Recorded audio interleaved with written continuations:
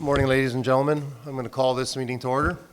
We're going to start with a short prayer. I'm going to ask Deputy Reeve Crick to start us off. Lord, we thank you for this day. Thank you for the county that we have to live in here. And Lord, I pray for your blessing on everyone in this municipality. And Lord, I know there's a lot of people that are sick, feeling under the weather right now. I just pray your healing for every single one of them. And pray your blessing on the meeting and give us wisdom as we make decisions here today. Amen. Amen. Thank you, Deputy Reeve Crick, for opening in prayer. I have an agenda before me. Is there any additions to the agenda? Yes, Mr. Reeve. Administration is recommending two additions. 9.3.6, Land Use Bylaw Review and Update Project. And under, I guess we could make it 10.0 would be Committee of the Whole meeting cancellation.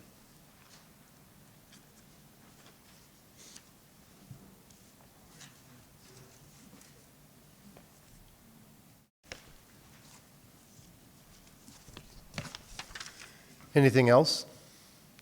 Nothing from administration. Okay, thank you. Looking for a motion of the adoption of the agenda with amendments. Thank you, Councillor Fidea, for making that motion. Any discussion? Seeing none, I'll call for the vote.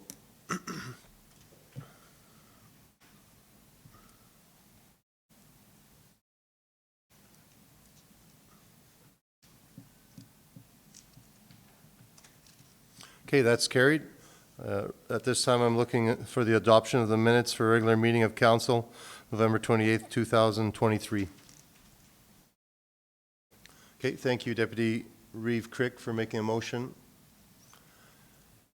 Any discussion on this motion, gentlemen? Seeing none, I'll call for the vote.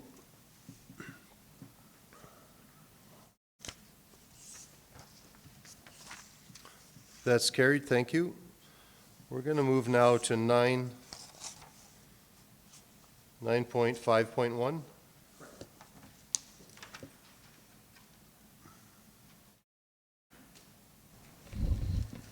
Good morning and Merry Christmas, Mr. Reeve, members of council. Morning, and same to you. I have in front of you an RFD for the bylaw number 1848, Water and Sewer Bylaw.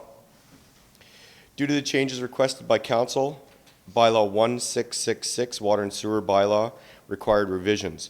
Administration has revised the content of the bylaw and is requesting that this revision be adopted as the new Water and Sewer Bylaw and the current current bylaw 1666 be repealed. As the new Water and Sewer Bylaw references the new Master Rates Bylaw presented today, the changes to bylaw 1666 need to be made as to not have conflicting bylaws. Significant changes to the revised bylaw are reference to the current MD Master Rates Bylaw, removal of the adjacent landowner connection criteria, removal of reference of renters as connections are to be applied for by landowners only, removal of water service deposit as connections are to be applied by landowners only, implementation of the 90-day arrears to automatically be applied to the tax roll of the property, removal of sewage disposal at the municipal lagoons, and integration of amendments made by bylaw 1666 when the Master Rates Bylaw was passed. Attached as Appendix A is the new bylaw 1848, and Appendix B is the current 1666 Water and Sewer Bylaw. Reference to the strategic plan is goal number 3 to promote community development, and the objective is potable water access for population clusters. There's no budgetary impact, and the new bylaw will be posted on the MD public website. It's administration's recommendation that bylaw number 1848 being a bylaw of the Municipal District of Bonnyville number 87 to regulate the connection and use of public water systems and sanitary sewer systems be given second reading, and that bylaw 1848, if passed, 1848 be given third reading. Thank you, Mr. Bispolko. Yes, go ahead. Thanks, Mr. Reeves. So I had a couple of comments here that I kind of picked up reading it recently. So under water service, para 2, so 2.2, there's mentioned, I think maybe a few times to, well, if you look at para 2.2, landowners not directly adjacent to the municipal water main may connect in accordance with, and it says municipal legislation. So is that, where's the municipal legislation? Like you're telling them that they'd connect in accordance with it, but is that this bylaw or is there It some? would be the policy. Sorry, through the Reeve to Councillor Swiger, that would be the water and sewer policy, which gives the connection criteria to the water line. So should that be changed to water sewer, should you change the wording of that, or how would people find that municipal legislation? If somebody's reading this, do you get my point? Municipal legislation, you should reference it or something, or tell people where to find it, or attach it as a reference or something. It's vague, right? Through the Municipal Reeve, legislation. I would caution against attaching something like a policy that could be changed Okay, no, that's without fine. bringing a bylaw back. Yeah. But with our legislation, we have all our policies listed. Whenever anybody wants to connect, we give them the bylaw and the policy all at the same time. I don't know if it would be an issue. So I understand your concern, but I don't foresee this being an issue, as the policies are readily available on. I know it's just vague though, right? Municipal legislation is pretty vague. Could you have at least reworded that and said in accordance with, if you know where it's at, if you actually know what it is, just say in accordance with something? Through the Reeve, I'll have Ledge Services speak to that. Through the chair to council, we tend to deliberately keep those a little more vague, and that is for the purpose of if the name of the policy changes, the number of the policy changes, if you decide to adopt a second policy that's now no longer referenced in the bylaw, you're having to bring the bylaw back just to update that specific legislative reference. The public is always welcome and encouraged to contact administration if they have questions about the content of the bylaw, including any related legislation to that document. I get it. It's just always nice to be clear in your documents. So 2.4, it's kind of the similar kind of comments. In 2.4, it says all water service lines shall be constructed materials and to the specifications approved through municipal policy. So I guess that's another one that they'll have to contact you and ask you, right? And that's what you're basically saying, that they don't need to know because you're going to tell them when they ask. Through the Reeve, that is correct. Because the standards may change, I just want to make sure that they are always having the most current set of standards. So as Ms. Severn said, the public is encouraged to contact us to get the most up-to-date information. So. Okay, and then just the last one I'm thinking was para 3.3. So in para 3.3 on page 5, you're talking about sewer service connections, but I think maybe there's a cut and paste where in 3.3 it says landowners not directly adjacent to the municipal water line may connect may connect as per legislation. So I'm not sure if that water line one applies to the sewer. Through the Reeve, yes, I see what you're doing, or I see what you're saying there. I will change that to municipal sewer main. That'll be changed to municipal sewer main. Yeah, thank you. Yeah, thank you. Thanks, Mr. Reeve. Good catch, sir. Did you get? Okay. Okay. Okay, would anyone like to make a motion once we change that?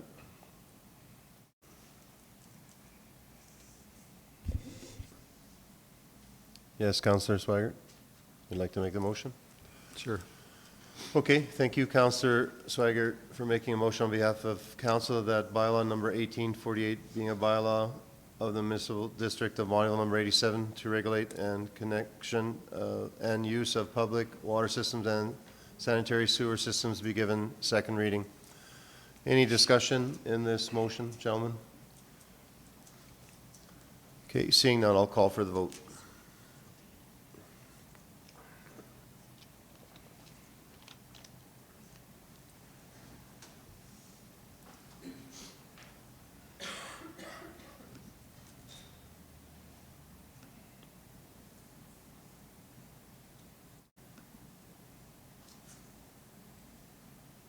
That's carried, thank you. Also looking for third reading. Okay, thank you, Councillor Fadea, for making a motion on behalf of council that bylaw number 1848 be given third reading. Any discussion, gentlemen, on this motion? Okay, seeing none, I'll call for the vote.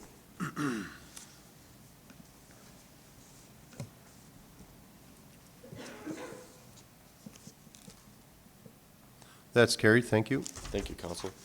Have a great day.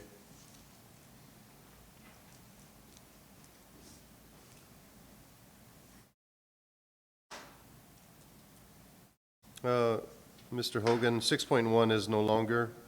Thank you, Mr. Reeve. Our recommendation for 6.1 today would be to have a council lift it from the table and then retable the motion, or retable it until the special council meeting scheduled for tomorrow morning.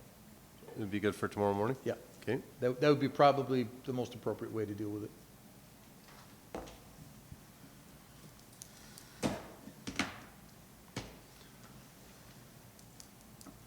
okay, does anyone like to do that? You do it, okay. Let me wipe my screen. I don't know how to, Mr. Reed, yes, just a question. Are we actually having a meeting tomorrow morning for sure? yeah, I don't know that for sure. Yeah, did everyone apply?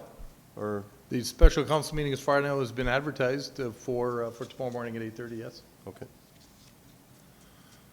Everybody can make it? Doris? Yeah, okay.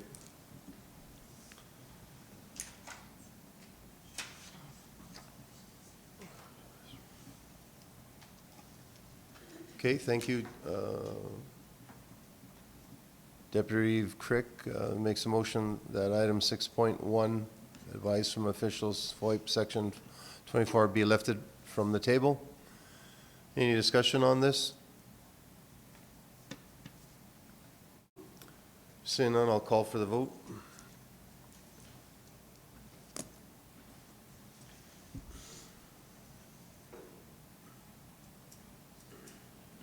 So we need a motion to table it till tomorrow? Okay, I'll make that motion too. Okay, thank you, Deputy Reeve, for tabling that motion until tomorrow. I'll call for the vote.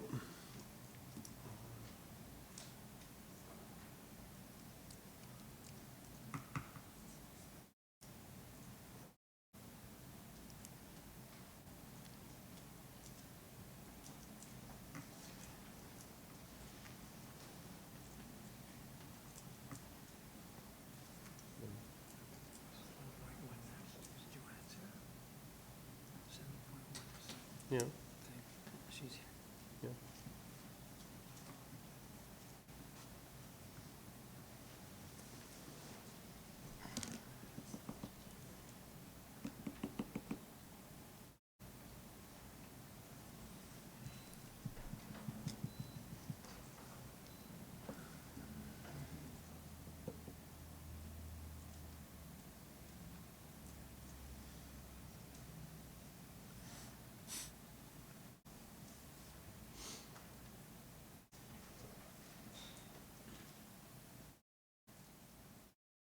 That's carried, thank you. Sorry, ladies, if I was here a little earlier, we could have discussed that a little sooner, sorry. Good job, though. Going on to 7.1, develop application number 2023D240, secondary suite. Good morning. Hey, good morning. This is Development Application 2023-D-240. The applicant is Joanne Copeland for Warren and Holly Lamb. The applicant is applying for a secondary suite use for an existing secondary suite in a detached garage. The property is located in Whispering Spruce multi-lot residential subdivision on the northwest shore of Cold Lake. Adjacent properties are residential lots, environmental reserve, and crown land. The applicant is applying on behalf of the owners to bring the suite into compliance. This use was discovered by assessors and was developed by the previous owner when secondary suites were not a use allowed in the land use bylaw. This suite complies with Section 59 of the current land use bylaw for secondary suites. Adjacent landowner letters were sent out on November 21st, 2023, and we did not receive any response.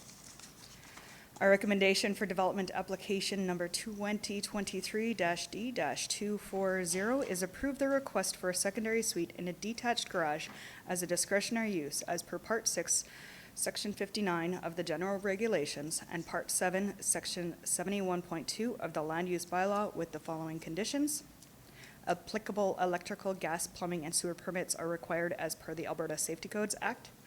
The suite shall be subordinate to the accessory building use when located within an accessory building, and as per Section 63 of the Land Use Bylaw. The suite shall have a minimum floor area of 500 square feet. The suite shall have a maximum floor area of 1,076 square feet. The suite shall contain up to 4 rooms and comply with the Alberta Building Code and any provincial regulations.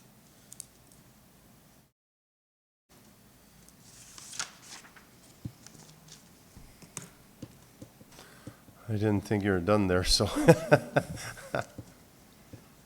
Yes, go ahead, Counselor Fadeev. Yeah, thank you for that. Yeah, I'd like to make the option, make a motion for option number 1 that we approve the development application. Okay, thank you, Counselor Fadeev, for making the motion on behalf of council that council approves development permit application number 2023-D-240 for a secondary suite within Southeast 365-2 west of the 4th M as a discretionary use pursuant to Part 6, Section 59, and Part 7, Section 71.2 of the Land Use Bylaw for Ms. Copeland on behalf of Warren and Holly Lamb. Any discussion on this, gentlemen?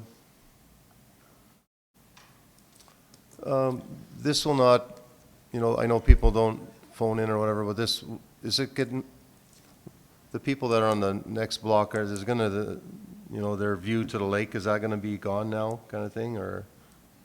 To the Reeve, this is in an existing garage, so it So has it's been just- there for many years, so it's not going to change the view. Okay, very good. I'm just making sure, because that happens sometimes. Thank you. Any other discussion? No? Okay, I'll call for the vote.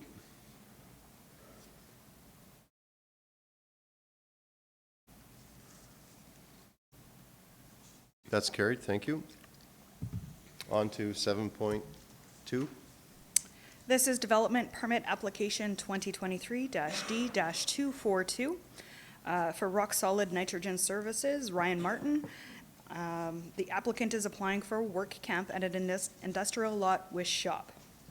The property is located in the Aurora Borealis Industrial Subdivision. Adjacent properties are industrial lots and the remnant of a quarter section. The applicant operates Rock Solid Nitrogen Services Limited and is relocating to the Aurora Borealis Industrial Subdivision. They accommodate crew in 2 skid shacks at their current location where these buildings are permitted as dwellings. Dwellings are neither a permitted nor discretionary use in the rural industrial district, but this application complies with the work camp use. Water, power, and septic are on site and will be connected by a certified contractor. There will be up to 2 employees in each skid shack, so a maximum of 4 employees at the work camp at a time. Domestic waste will be disposed of at bin sites. Adjacent landowner letters were sent out November 21st, and we received no concerns. This application is compliant with the Aurora Borealis and Highways 28 and 41 area structure plans. Recommendation for development application number 2023-D-242 is approve the request for a work camp as a discretionary use as per Part 6, Section 66, and Part 7, Section 83.2 of the Land Use Bylaw with the following conditions. As per Section 83.6, setback shall be front yard 7.6 meters, side and rear yard 6 meters. As per Section 52.1, outdoor lighting shall be located so that rays of light are not directed at an adjacent site, do not adversely affect an adjacent site, do not adversely affect traffic safety. Applicable electrical, gas, plumbing, and sewer permits are required as per the Alberta Safety Codes Act. Approved building permits are required as per the Alberta Safety Codes Act. And the permit shall be valid for 1 year, at which time an application may be made for the continuance of the use for 1 additional year, after which a new development permit approval is required. Thank you. Good job. Yeah, okay. Thank you, Deputy Reeve Crick, for making the motion. On behalf of council, that council approves development permit application number 2023D242 for a work camp use for 2 skid shacks within Northwest 3061-5 west of the 4th M as discretionary use pursuant to Part 6, Section 66, and Part 7, Section 83.2 of the Land Use Bylaw for Rock Solid Nitrogen Services Limited as per the recommendation presented. Any discussion on this motion? Yes, Councillor Fadeev. Yeah, I don't have a problem with this, but it's just the wording of it, this work camp, right? I did get a call yesterday in regards to that, and just didn't know what that meant. They're, you know, when they say work camp, they're assuming there's Yeah, going to be 100 and big time. some people there, not 2 people per shack. So just to comment, in case that person is watching, it's 2 people per shack. So, Yeah. Through the Thank you. Reeve to Councillor Fadeev, we will be advertising this in the newspaper and on the website, and I will be having a little hyphen saying 2 skid shacks to clear that up. Yeah. Okay, any other discussion? Mr. Reeve? Yes. How long is that, do they plan on doing that? Is there a time limit? They actually plan on having it for 2 years. Okay, thanks. Yeah. Any other discussion? Okay, I'll call for the vote.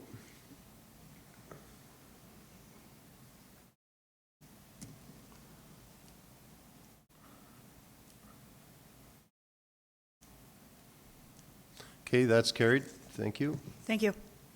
Okay, we're gonna.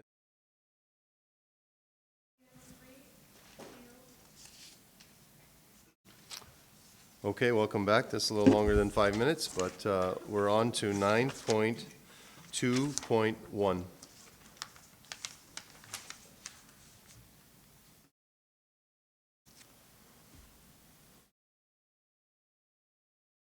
Good morning, Council. Merry Morning. Christmas. Merry Christmas. Okay, so today I have the Ardmore Landfill Expansion Project cancellation. So at the regular meeting of Council on November 23rd, 2022, Council passed the 2023 budget that included the Ardmore Landfill Expansion land purchase.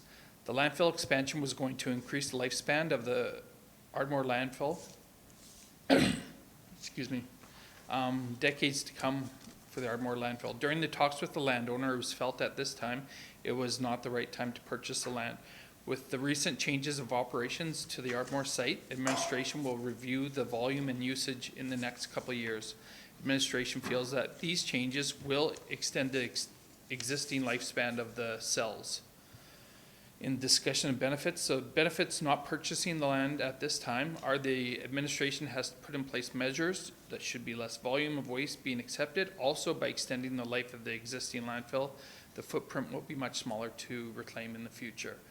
The funds that were set aside for the Ardmore landfill expansion land purchase could be used in future for purchase of landfill property.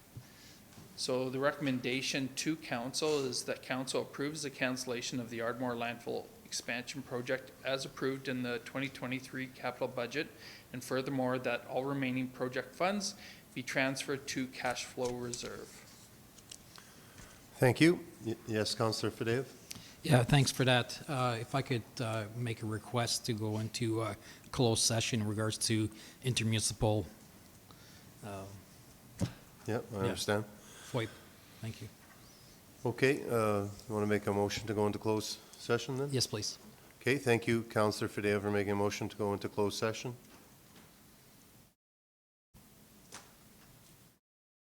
I'll call for the vote.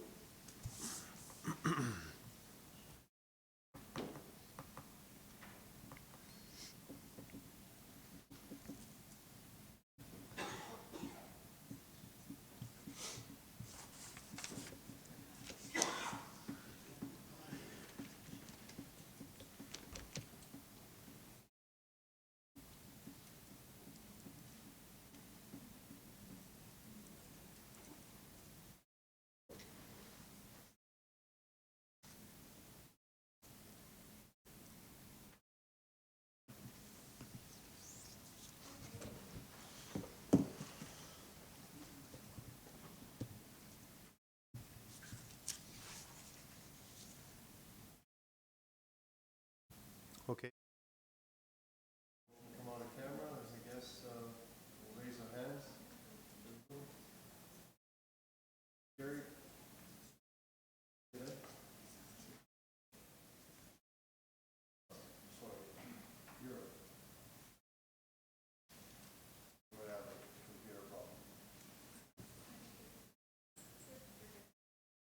Okay, we already voted.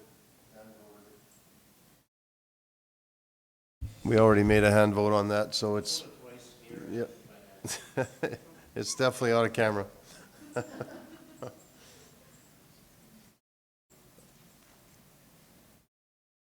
Would you like to make another motion? Yes, go ahead. Yeah, I'll make a motion for option number 2, that council approves cancellation of Ardmore landfill expansion project and approve the 2023 capital budget for furthermore that we remain project funds to the transfer to the environmental reserve.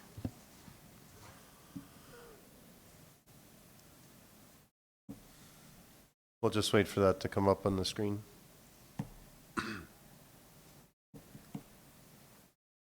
Okay, thank you, Councillor Fidea, for making a motion on behalf of council. The council approves cancellation of the Ardmore landfill expansion program as approved in the 2023 capital budget, and furthermore, that all remaining project funds be transferred to the environmental reserve.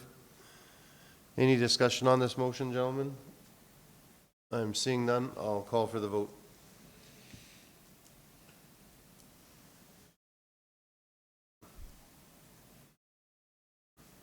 That's carried. Thank you, Matt. Okay, thank you. On to, what time is it? Okay, on to 9.3.1. Good morning, Region Council. Merry Christmas. Morning, Merry Christmas to you as well. Before you this morning, I have the RFD for the Northern and Regional Economic Development Grant application. Sorry about that.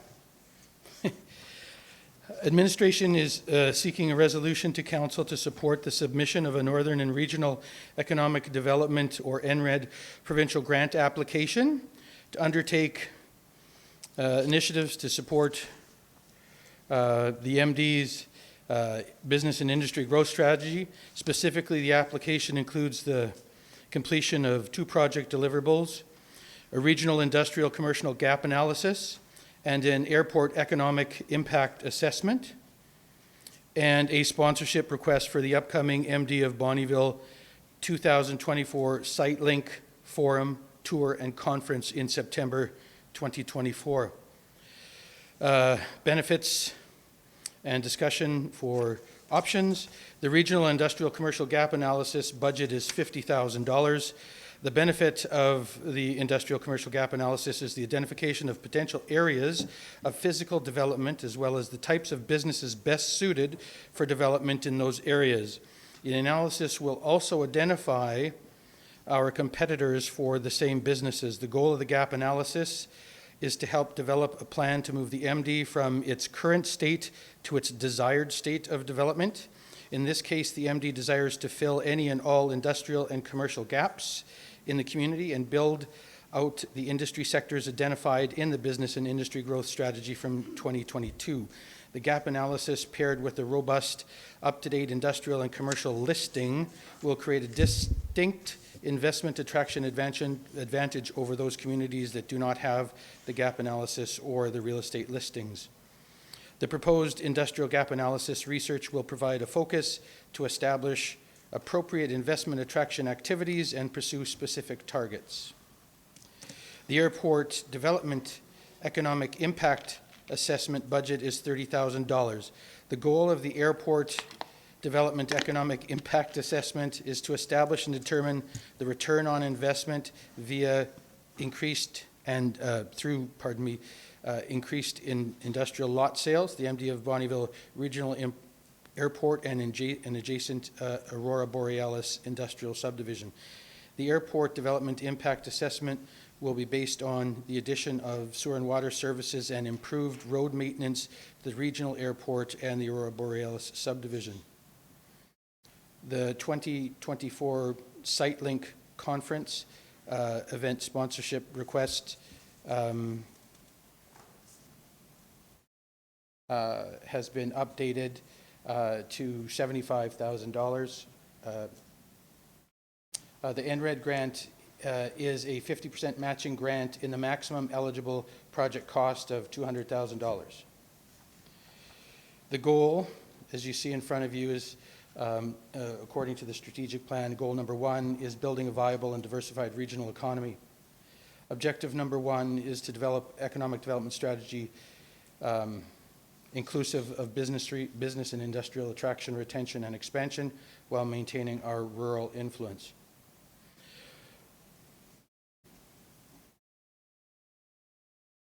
The source of funding for the deliverables is $40,000 from an EdRed grant and $40,000 to be funded from cash flow reserves. The SiteLink Forum Conference, as I originally had submitted before or for publication, was $10,000. We now have an opportunity to match that through the grant for up to $75,000.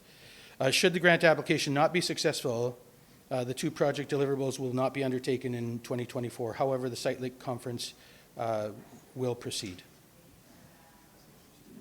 Recommendations that Council approve the grant for the Government of Alberta's Northern and Regional Economic Development Program for the completion of the Regional Industrial Commercial Gap Analysis and the Airport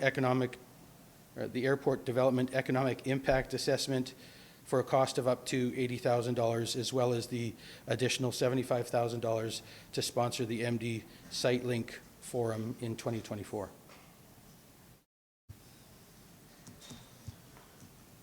Yeah, go ahead. Mr. Eve, thanks. I think they're important, all 3 of those, and so I don't think we want to rely on a grant. If you don't get a grant, we're not going to do 2 of those, and I think they're too important not to do.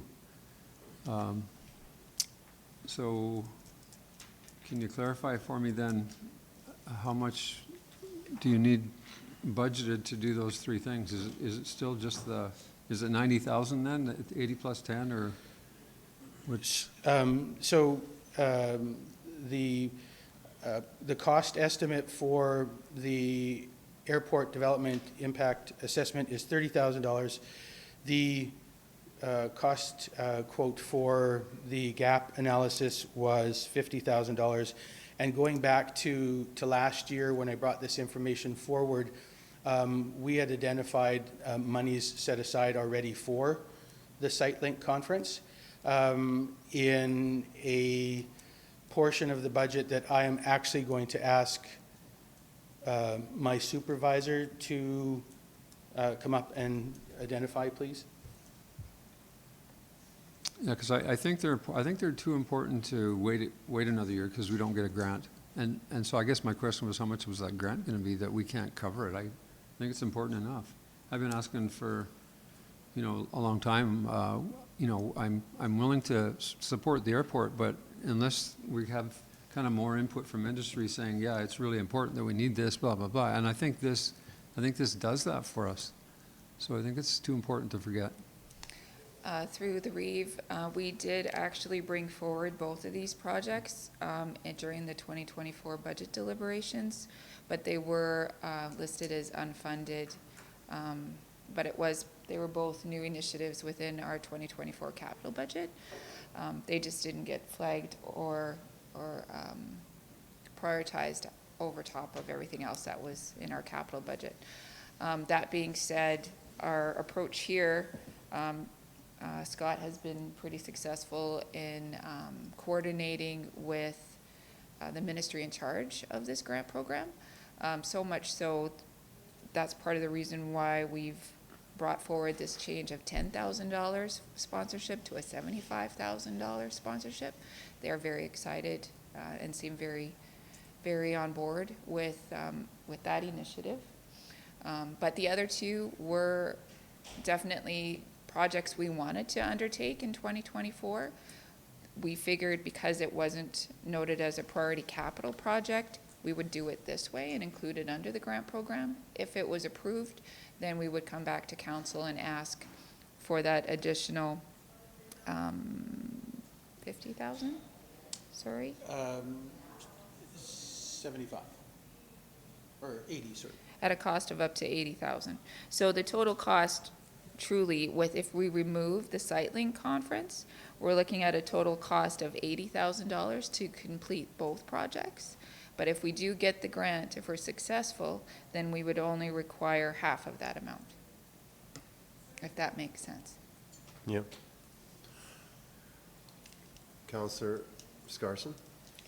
I have a few questions and comments for sure. So, firstly though, just describe to me a little bit more detail of what the airport development economic impact assessment is exactly supposed to do.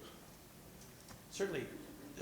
So for the airport, right now, we have a basic set of services, right?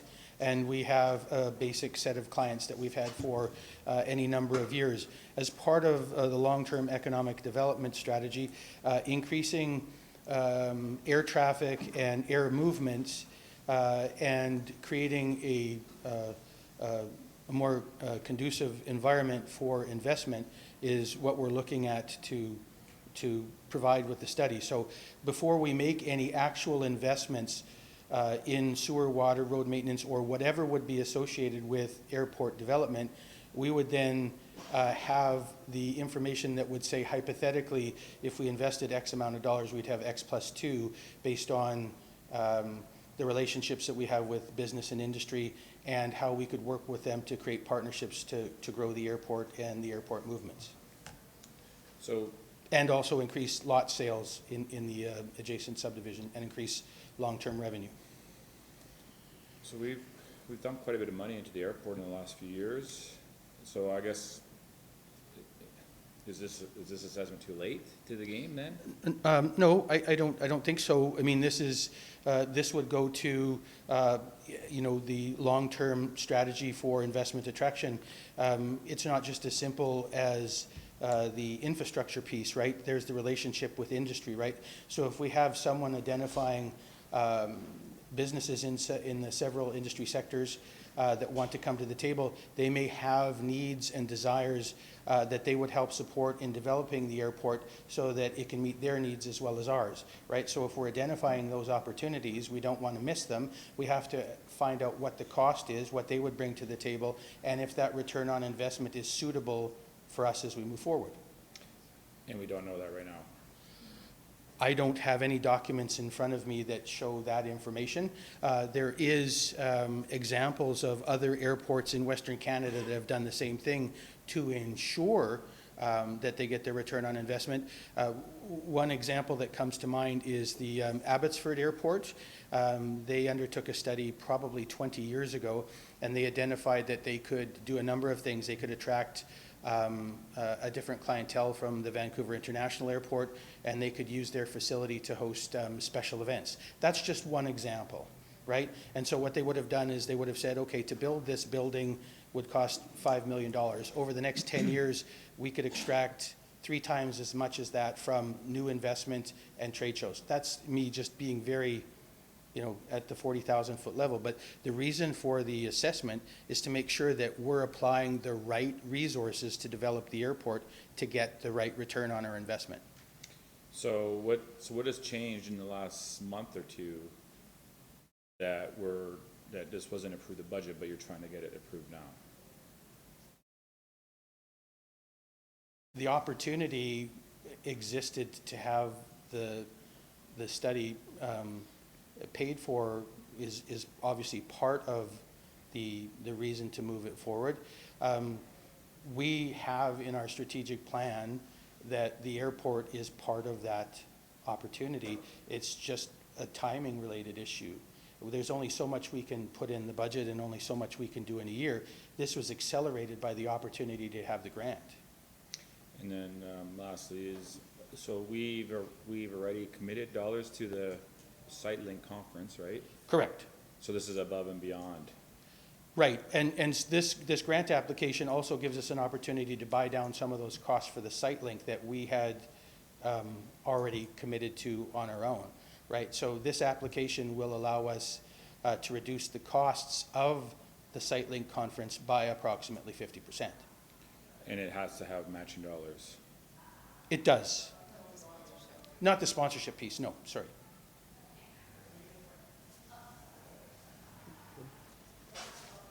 Any other discussion?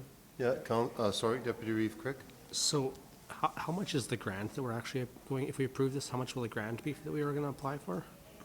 Okay, so we would receive approximately $75,000 if everything that we applied for was accepted in the grant application. 75,000 total? Yeah, our portion, the matching cost, it would be split at $75,370. Okay, because it says $80,000. Up to $80,000. Yeah. Okay, so we're looking to, you're asking us for $80,000 for matching funds plus a little extra to apply for the $75,000 in grant money, is that right? Through the Reeve, no, we're just actually asking approval to apply for the grant. We're not asking for any commitment of funds at this time. We, as part of the grant application, we are required to have a council motion approving the submission for the application. And if we get the grant, then the funds are required to come. Correct. Then we'll be coming back to council to confirm, one, if the amounts that we've identified were actually awarded. Sometimes they like to reduce the amounts that they give out. So if that happens, we'll actually, our hope is we'll be able to use the budget we've already approved for SiteLink at $130,000 to cover off our costs. But it all depends on what they actually approve, if they approve, and how much they actually approve us for. Okay, thank you. Councillor Scarson and Councillor Swaggart. Well, thank you. That definitely clears it up a little bit because, when it talks about here to be funded from cash flow reserves, I guess that's from down the road potentially. Through the Reeve, that is correct. That was only if, when the RFD was completed, we weren't aware of how interested the ministry was going to be in the SiteLink conference. So with the increase from $10,000 to a $75,000 sponsorship, we wouldn't necessarily need cash flow reserves. All right. So then, well, that's good to hear. And then I've always been in favor of anything that we can get for 50 cents on the dollar for sure. But I'm a little torn too because I feel that this being listened to how it has been described is things that we should be able to do in-house. So I'm not sure why we spend $80,000 to do things that we should be able to do. So thank you for the opportunity to speak to you about that. Although I have what I think is a certain capacity for economic development, there's pieces of research that I certainly wouldn't have access to, and there are other professionals that it is their main stock and trade to do these things. With all the other things that are going on, including the SiteLink conference, in order to create those or complete those other two projects, would be a significant, I think it would be a mistake for that to be done in-house based on the quality that individuals with greater expertise can bring to the table. There are specialists that are responsible for doing these kinds of things, right? An industrial gap analysis is something that's usually undertaken by someone who has real estate experience and has other access to other economic metrics that I certainly don't have access to.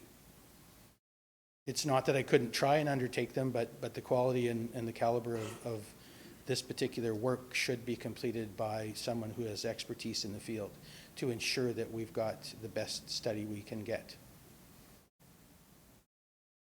Well, I got faith in you, so. I appreciate your confidence in me. All right, thank you. Councillor Swaggart? Yeah, I think it's important, you know, we're going through kind of rebranding, we're going through, and the reason for that is I'm hoping economic development, and here's perfect situation. So I'll make the motion for option 1.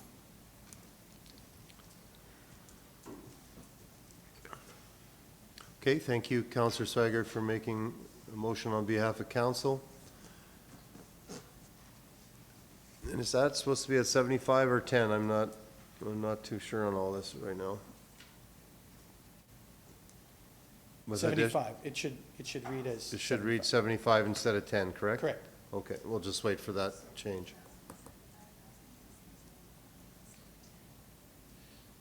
Yes.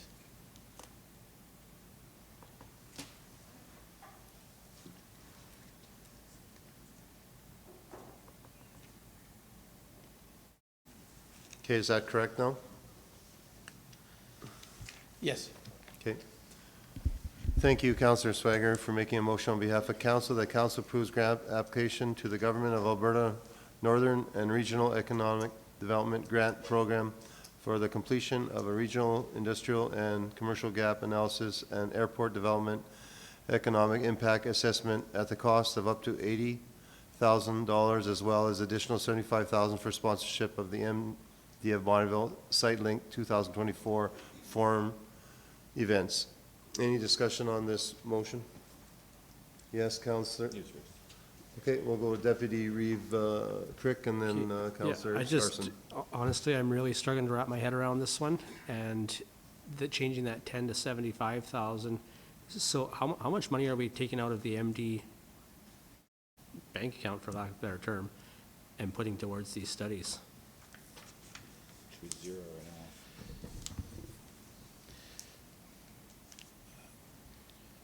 Mr. Reeve through to Councillor Crick.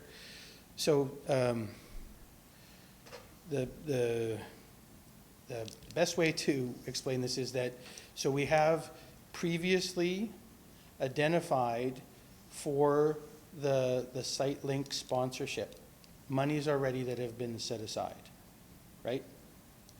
So it's my understanding that that $75,000 is from money that's already been allocated. She left. So the new monies that we're looking for in the motion are the $80,000 for the matching grant, right? So we've already committed to, again, the monies for the SiteLink. This is identifying those costs. And the reason why we're identifying those costs is that these are, from a grant perspective, it gets confusing that we are talking about SiteLink as part of something previously that we weren't applying for a grant for, where we were going to pay up to $130,000 for the whole project out of our pockets already. This is identifying that this is committing that $75,000, right? And the 75,000 you're saying is out of the money that we already set aside for the SiteLink conference? Right. So so really we're approving. So then when we put that into the motion, what happens then is, now that if we are approved for the grant, at the time of writing this RFD, the SiteLink conference, the conference itself wasn't included in the grant because the terms they hadn't approved that the SiteLink could be part of the application process. So what this does is it allows us to actually buy down the cost of our investment in the SiteLink conference by monies that we've already committed. Okay, You're good? I think so. We'll see, I guess. Counselor Scarson? Well, I'm probably a little more confused now than I was 5 minutes ago, but I think I got the gist of it. So there's no money being allocated today. It's all money that it was already voted on to be allocated towards the conference. That's fine. My question was going to be, what are the timelines for, when would you know? And then when you do find out, that's when you'd be coming back to Correct. ask for the. That's correct. So the deadline application for this is December the 20th. And the adjudication won't happen until January of next year. And it's because it's based on allocations in the GOA budget. We would not be able to start these projects until the 1st of April 2024. And the terms and conditions of the grant are that we have 2 years to complete these projects. Yeah. So then if you were approved, then it'd be coming back, and if it was not approved, we Correct. Won't see it. won't see it. Right. So we will proceed with the SiteLink conference regardless. Okay, any other questions? Okay, I'll call for the vote.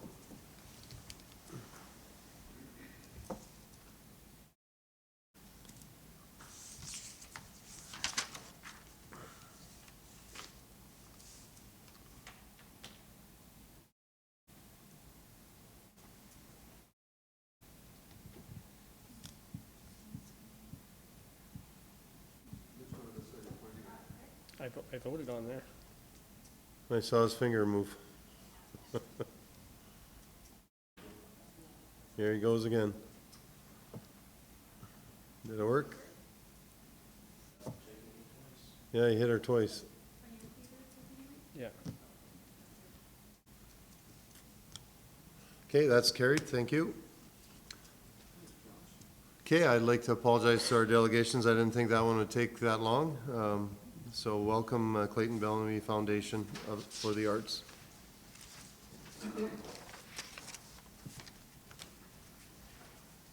Morning, Honorable Reid, Council members, Merry Christmas.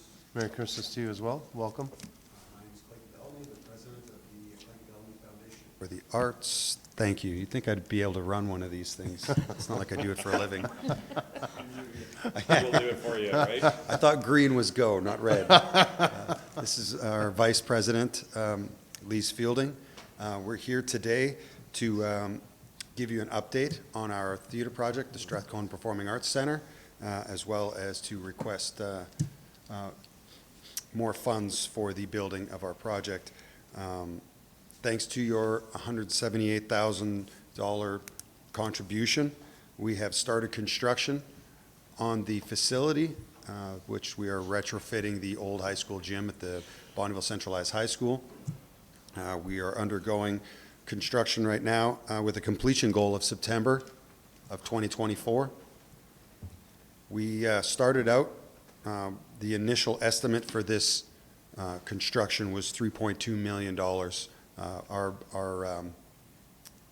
Originally, we thought that it was going to be, we were told $1.4 million. Our preliminary cost estimate Thank you.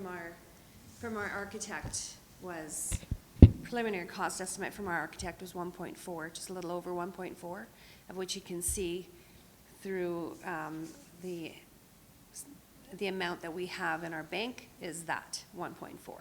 So we would have had the amount at this point, would it not be for the rising costs of construction these days? So we have managed to reduce our costs substantially down to a total of $2.4 million, which is the final budget that was been given to us by our folks at Working Garrick and GenMech, which we are now working towards gathering hence why we're here today to ask MD for an initial $100,000. With the cost of rising construction and low workforce, typically working Garrick is 10, maybe 30% over, and typically are very spot on. But to their surprise and ours, all of the bids came in between 3.1 and 3.4 million. So, you know, we did that initial 750,000, I believe, cost savings, but 2.4 is where it's sitting. And our concern right now is that because we've started, what we did is we broke the project into 2 segments so that we could begin, because we do have the 1.4 million that will give GenNec what they need for the first project, the first phase, which is slated to be finished the end of February, beginning of March, after which we would require another $1 million in order to finish this theater. And our concern is that the cost is only going to rise if we can't, you know, get this money in a fairly quick manner, because GenMec needs to be able to get all of the materials and such have to be ordered, you know, before March, so that they can have that for the second project. So we're endeavoring to raise money in many different ways, of course, asking for our municipality's help, and we're going back to CFEP. Because we broke the project into 2, we changed the scope on our initial ask with CFEP, with CFEP's help. They're the ones that reached out to us. And so now we're going to be applying again for another grant from them. We're applying for many other grants come the new year, because we'll have been the 3 years in business that's required for many grants. We've got a gold plaque program that we're doing for people can buy a commemorative plaque on the back of the seat. We're, of course, endeavoring to go to all other businesses, other oil companies and whatnot, to help with sponsorship opportunities. So we're doing everything that we can possibly do. We're just asking for some help, because this project and the cost inflation of it is beyond our scope, and we couldn't help that part. I think just to stress the amount of, you know, effort that we're putting in here right now, you know, is at maximum speed. We're working as hard as we can to in all kind of corners, digging in all corners to try and find funding. You know, our hope is that by, you know, the time that it's needed, that we're going to have another large donation, and our finances will be up to where we need them to be, so that we can hit our goal of completion in September. And we're hoping that you guys will help us get across the finish line. Okay, thank you. Any questions or comments? Yes, go ahead. My comment is, we did all these recreation studies and whatever, fine arts theaters were top, and so there's a swimming pool, so were trails. But anyway, my comment is, yeah, it's one of those things we need in the area. So. Okay, thank you for that. Any other? Yes, Councilor Fadеев. So you're asking us, what are you asking the city of Cold Lake and the town of Bonnyville? We have had a delegation with the town of Bonnyville and have asked for another 50. And we have yet to be able to, you know, in the new year, we'll go to the city of Cold Lake and see if they're willing to help us out. We also have planned to go back to some of our initial donors as well, and ask if they would increase their contributions.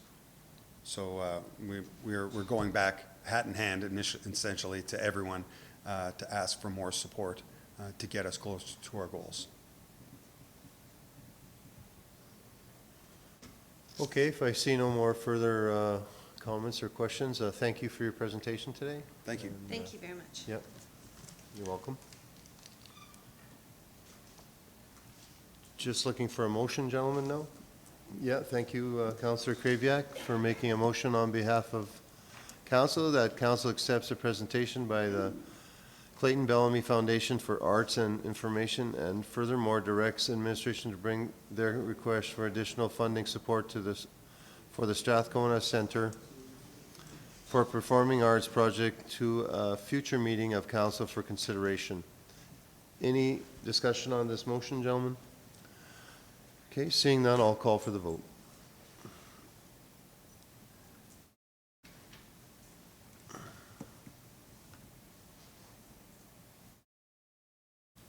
That's carried, thank you.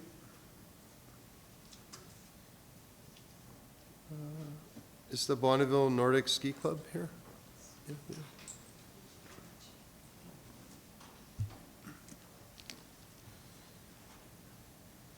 Morning, ladies. Good morning. My name is Lynn Bowler. I'm the, on the Bonneville Nordic Ski Club Committee for the ski rentals, and my partner is. I'm Christine Saint Laurent on the same committee.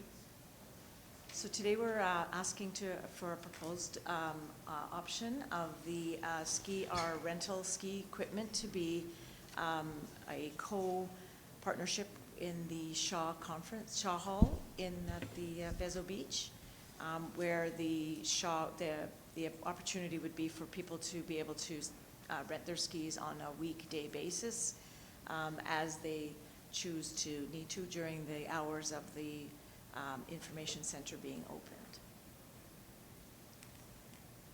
Right now, we have the ski rentals at the ACFA building where I work, and so as people contact us through email, we make appointments and meet them and have them outfitted for the season or for the half season.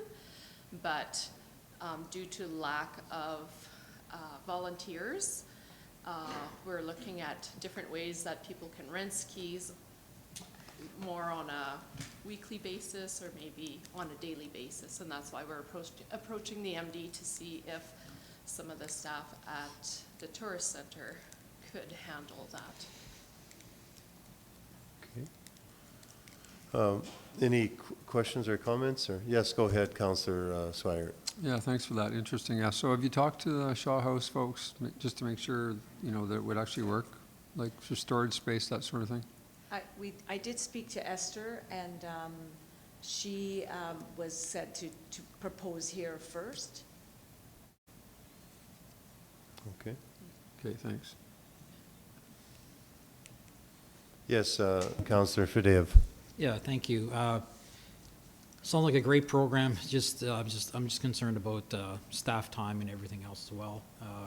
So it's asking us to upkeep the skis, make sure that they're clean and ready to go on a daily or weekly basis as well. How much time is that going to entail? When we have our skis rented, we have had some opportunity to do some day, even open houses. And basically what it means is just checking the skis, making sure that they are in good condition.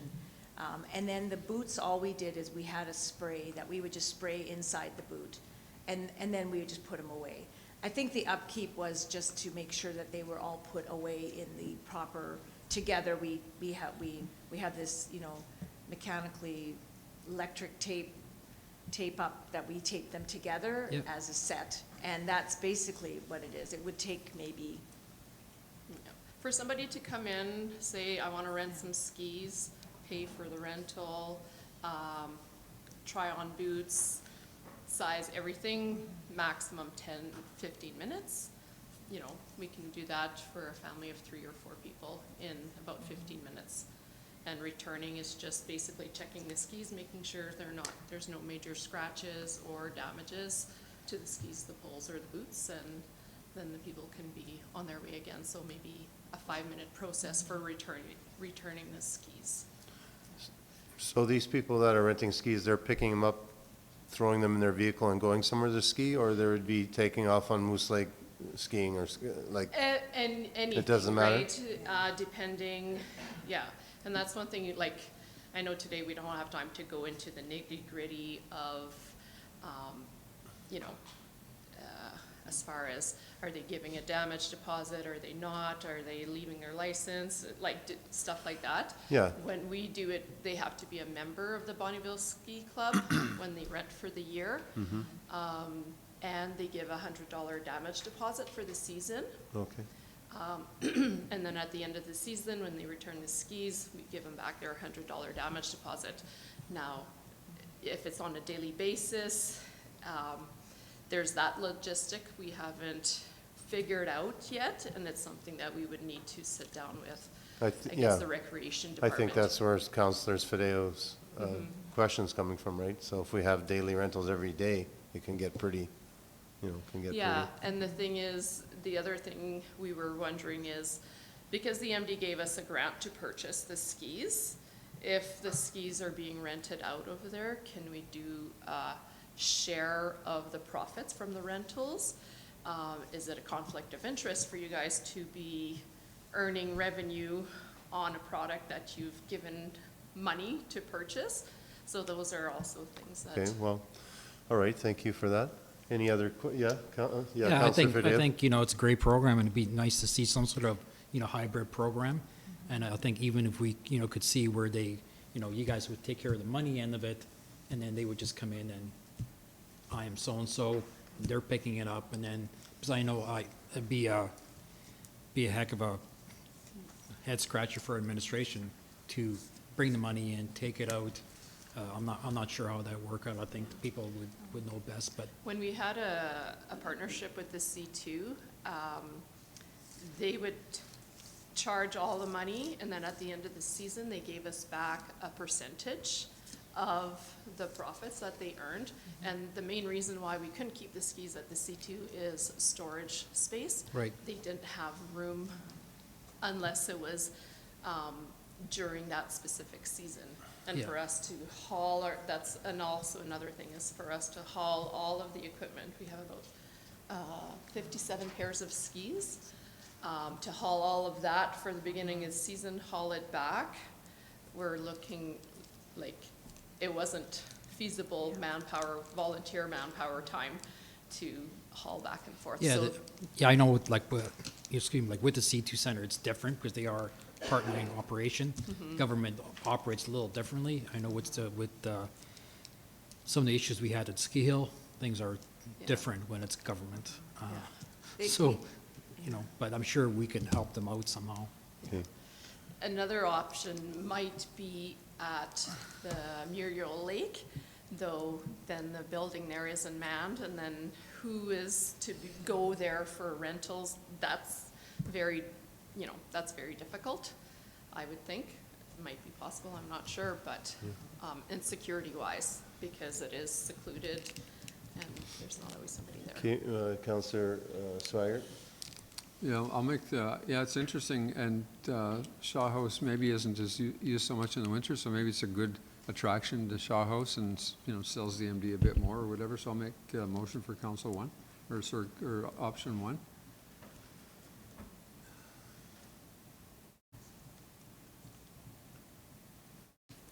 And so, Ms. Reeves, so with that motion, though, these folks have to talk to admin and sort of work out, more details so that Well, for sure. when option 1 comes back to us, okay, thank you. what's going on. Okay, thank you, Councillor Swigert, for making a motion on behalf of council. The council accepts a presentation by the Bonneville Nordic Ski Club as information and furthermore directs administration to bring the cooperative Shaw House ski rental proposal back to a future meeting of council for consideration. Any discussion on this, gentlemen? Okay, seeing none, I'll call for the vote.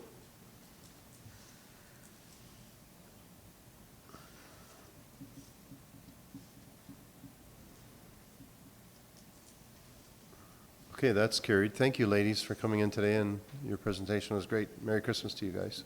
Thank you you. very You much. as well. Thank you for the consideration. Travel Alberta? He's not here yet. Mr. Reeve, that's a virtual That's delegation virtual, right scheduled at for 11. Okay, so we're gonna go back. Does anybody need a break? Yeah? Okay, let's.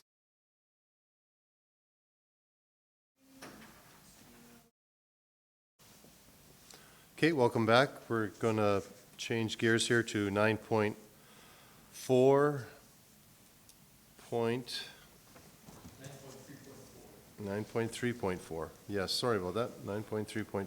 Thank you. Good morning. Morning. Administration is presenting the public tender bids and results for the 60 municipal properties recently advertised as available for licensing as per our policy C-3A.020, licensing of municipal lands policy. General information for licensing of municipal lands and the tendering process is as shown in Appendix A, along with the description of the properties that were up for tender. The public tenders were advertised and posted on the MD webpage and in local newspapers, the Lakeland Today and Respect, with bids accepted up till November 27th, 2023 at 2 p.m. Results of the tender process are listed in Appendix B. The majority of the properties were awarded to the current leaseholders, with the leaseholder of the property number 13 matching the highest bid that was submitted by another party. Properties 1 and 2 were awarded to a new licensee. The current leaseholder did get the opportunity to match the highest bid, but made the decision not to. There were no tenders submitted for properties numbers 6, 9, and 15. And finally, property number 16 did not have a valid tender that was submitted. So administration is recommending that council accepts the results of the municipal lands licensing public tender process completed pursuant to policy number C-3A.020 as information. Thank you. You're Yes, Councillor Fadeev. So what happens to number 16 then? So it's just, there's no licensee of that property. Just nothing? Nope. Okay, Correct. okay, thanks. Any other comments, questions, or you want to make a motion?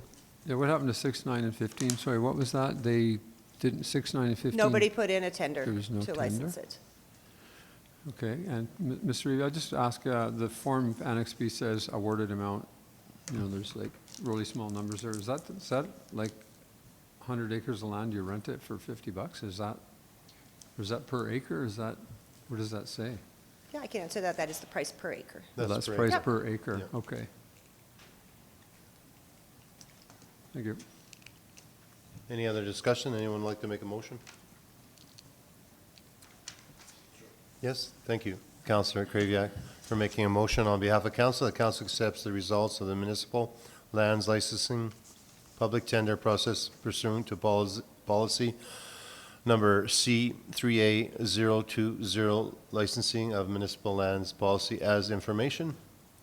Any discussion on this, gentlemen? Mr. Reeve, we've had Yes. these discussions before, but I'll just ask again. Rather than leasing these farmlands, have we kind of considered that how long do we lease them for, or should we sell them eventually? Or why are you still hanging on to them, I guess is my question. I think we had the discussion about maybe putting some of them for sale eventually, but we'll talk on the upcoming year to decide whether to sell some of them or not. Okay, thank you. Thank you, Lisa. Thanks. Okay, I'll call for the vote.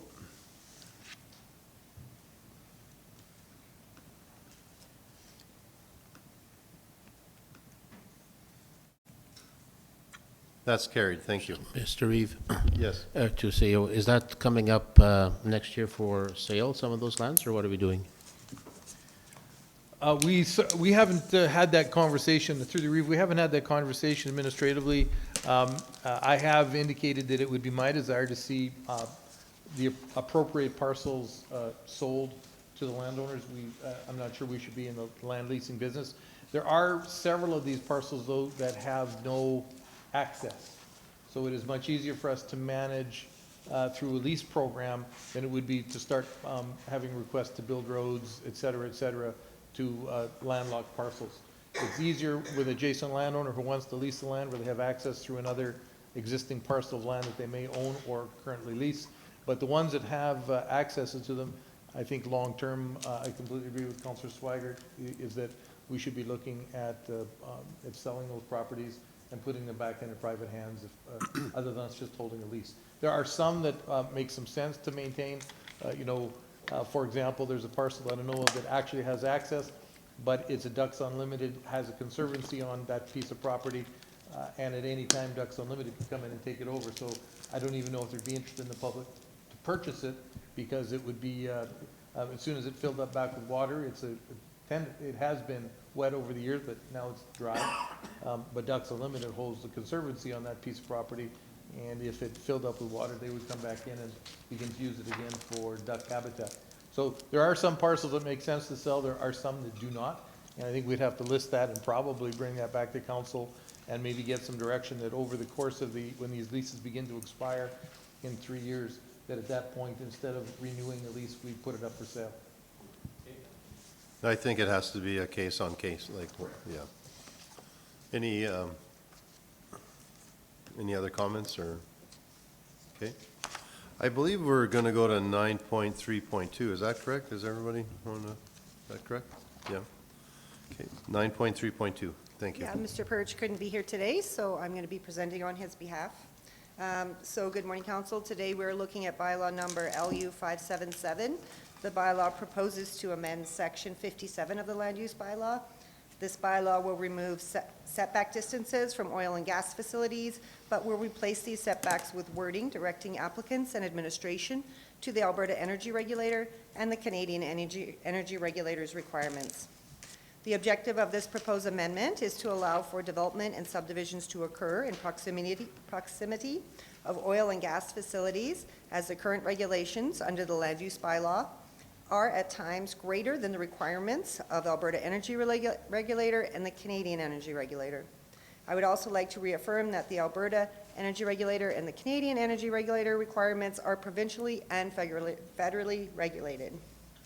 Referrals were sent out for the proposed amendments, and comments were received, which can be seen under Appendix C. The comments received from TC Energy and Enbridge request additional amendments to be added to the proposed bylaw. These amendments would add additional requirements and setbacks that, if the MD were to fail to meet, could open the application to appeal. So the MD will be meeting the requirements of the MGA, and we will continue to meet the setbacks, referrals, and other requirements as outlined by AER and CER and the appropriate acts.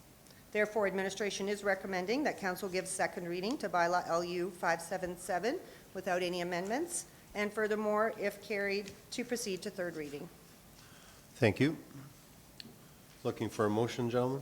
Yes.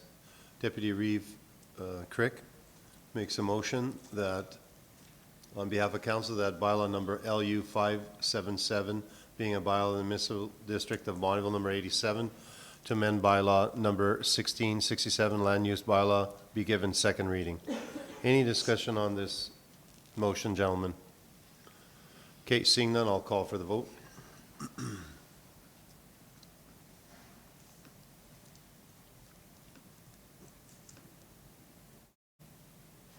Okay, that's carried. Thank you. Just looking for a third reading. Yes, thank you, Councillor Fedea, for making a motion on behalf of council that bylaw number LU 577 be given third reading. Any discussion on this motion, gentlemen? Seeing none, I'll call for the vote.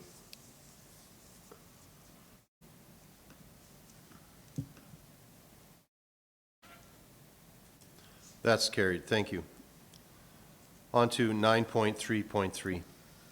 So administration is seeking approval for a roadway license bylaw number 1858, authorizing the MD of Bonnyville to enter into agreement to license the road allowance west of the northwest of 20 and southwest of 2965 of 3, in accordance with our policy 3A.018, as shown on the map in Appendix A. Bylaw number 1858 is a renewal of an existing road allowance lease, bylaw number 1678, which expired in December of 2020. The applicants have applied to license the road allowance to be used for access to Imperial Oil Nabier project site. A copy of the application to license was provided to Infrastructure Services and Agricultural Services for review and recommendation, and there were no concerns. So administration is recommending that council give first reading to bylaw number 1858. Okay, thank you. Just looking for a motion, gentlemen. Okay, thank you, Deputy Reeve Crick, for making a motion on behalf of council that bylaw number 1858 being a bylaw of the municipal district of Bonneville number 87, roadways and licensing be given first reading. Any discussion on this motion? Okay, I'll call for the vote.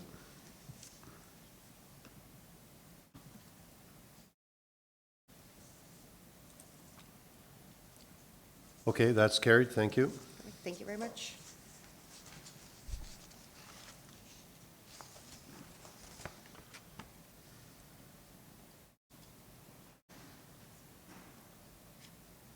Which one can we go into that we only have, what, 7 minutes? We can do 9.3.5, Esther? Should have enough time? Yeah. Okay. Thank you, Mr. Reeve. This item is regarding the Bonneville and District Centennial Center 2022 operating budget deficit. Following the completion of their 2022 annual financial audit earlier this year, the C2 confirmed an operating budget deficit for 2022 of $135,488.26. As per the current C2 agreement between the Town of Bonneville and the MD of Bonneville, each municipality shall pay its share of the C2 operating deficits based on the current service area funding model.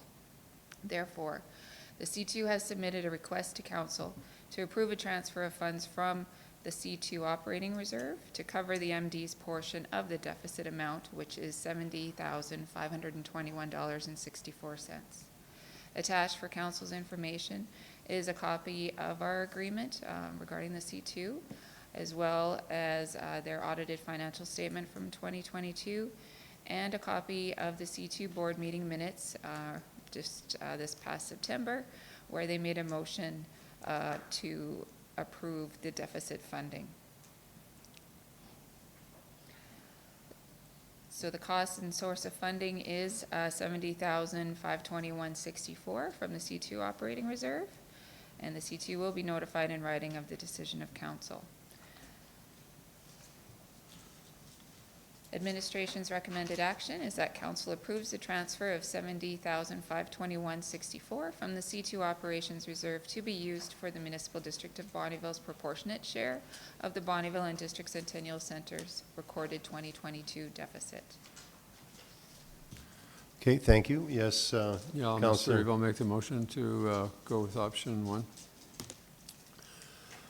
Okay, thank you, Councillor Swagger, for making a motion on behalf of council. The council approves the transfer of $70,522.64 from the C2 operating reserve to be used for the municipal district of Bonneville's proportionate share of the Bonneville and District Centennial Center's recorded 2022 deficit.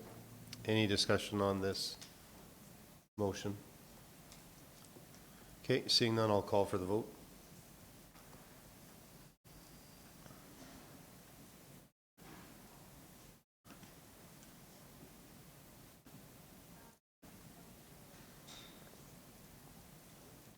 Okay, that's carried. Thank you. Thank you.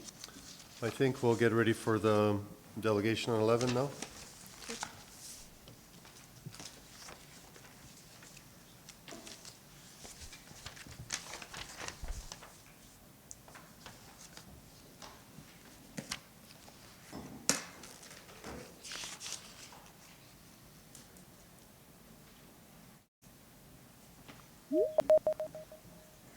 Yes.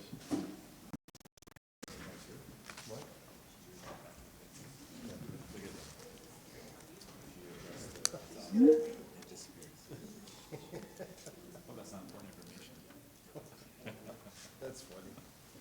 No, I never even looked at it. I never seen that. What appendix is that? Well, even here in the small writing, it shows it. Like you just got to move the screen and. Yeah. Not too good. Mr. Reeve, we have Travel Alberta here with us. Okay. Yes. Mr. Can you hear Downs, me okay?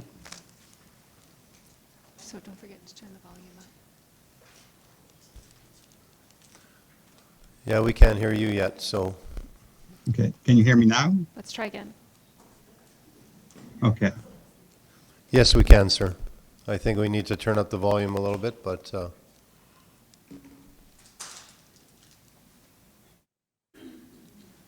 okay, welcome. Let's hear you speak, so see if we can hear you or Good morning, not, Mr. Chair. loud enough. Thank you for the opportunity to present the Northeast Lakelands Destination Development Discovery Document. So you can let me know when you'd like for me to begin, and I'll be happy to do so. Yeah, I think we can hear you well enough, and yeah, And Merry go ahead, Christmas to you begin, as well. and Merry Christmas to you. So 1 second, I'm going to just initiate my presentation. So good morning, Mr. Chair and councillors.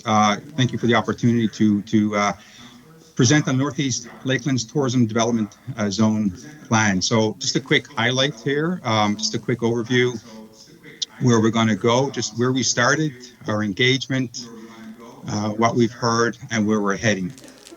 So before we begin this journey last October with our consulting group, Floor 13, for me, it's been a fantastic opportunity.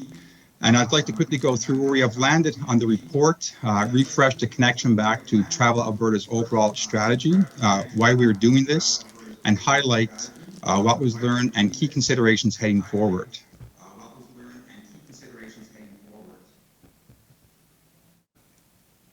So the purpose of the report is to inform and identify specific actions that Travel Alberta, the government of Alberta, and communities within the Northeast Lakelands should take to support the design of a comprehensive destination development plan.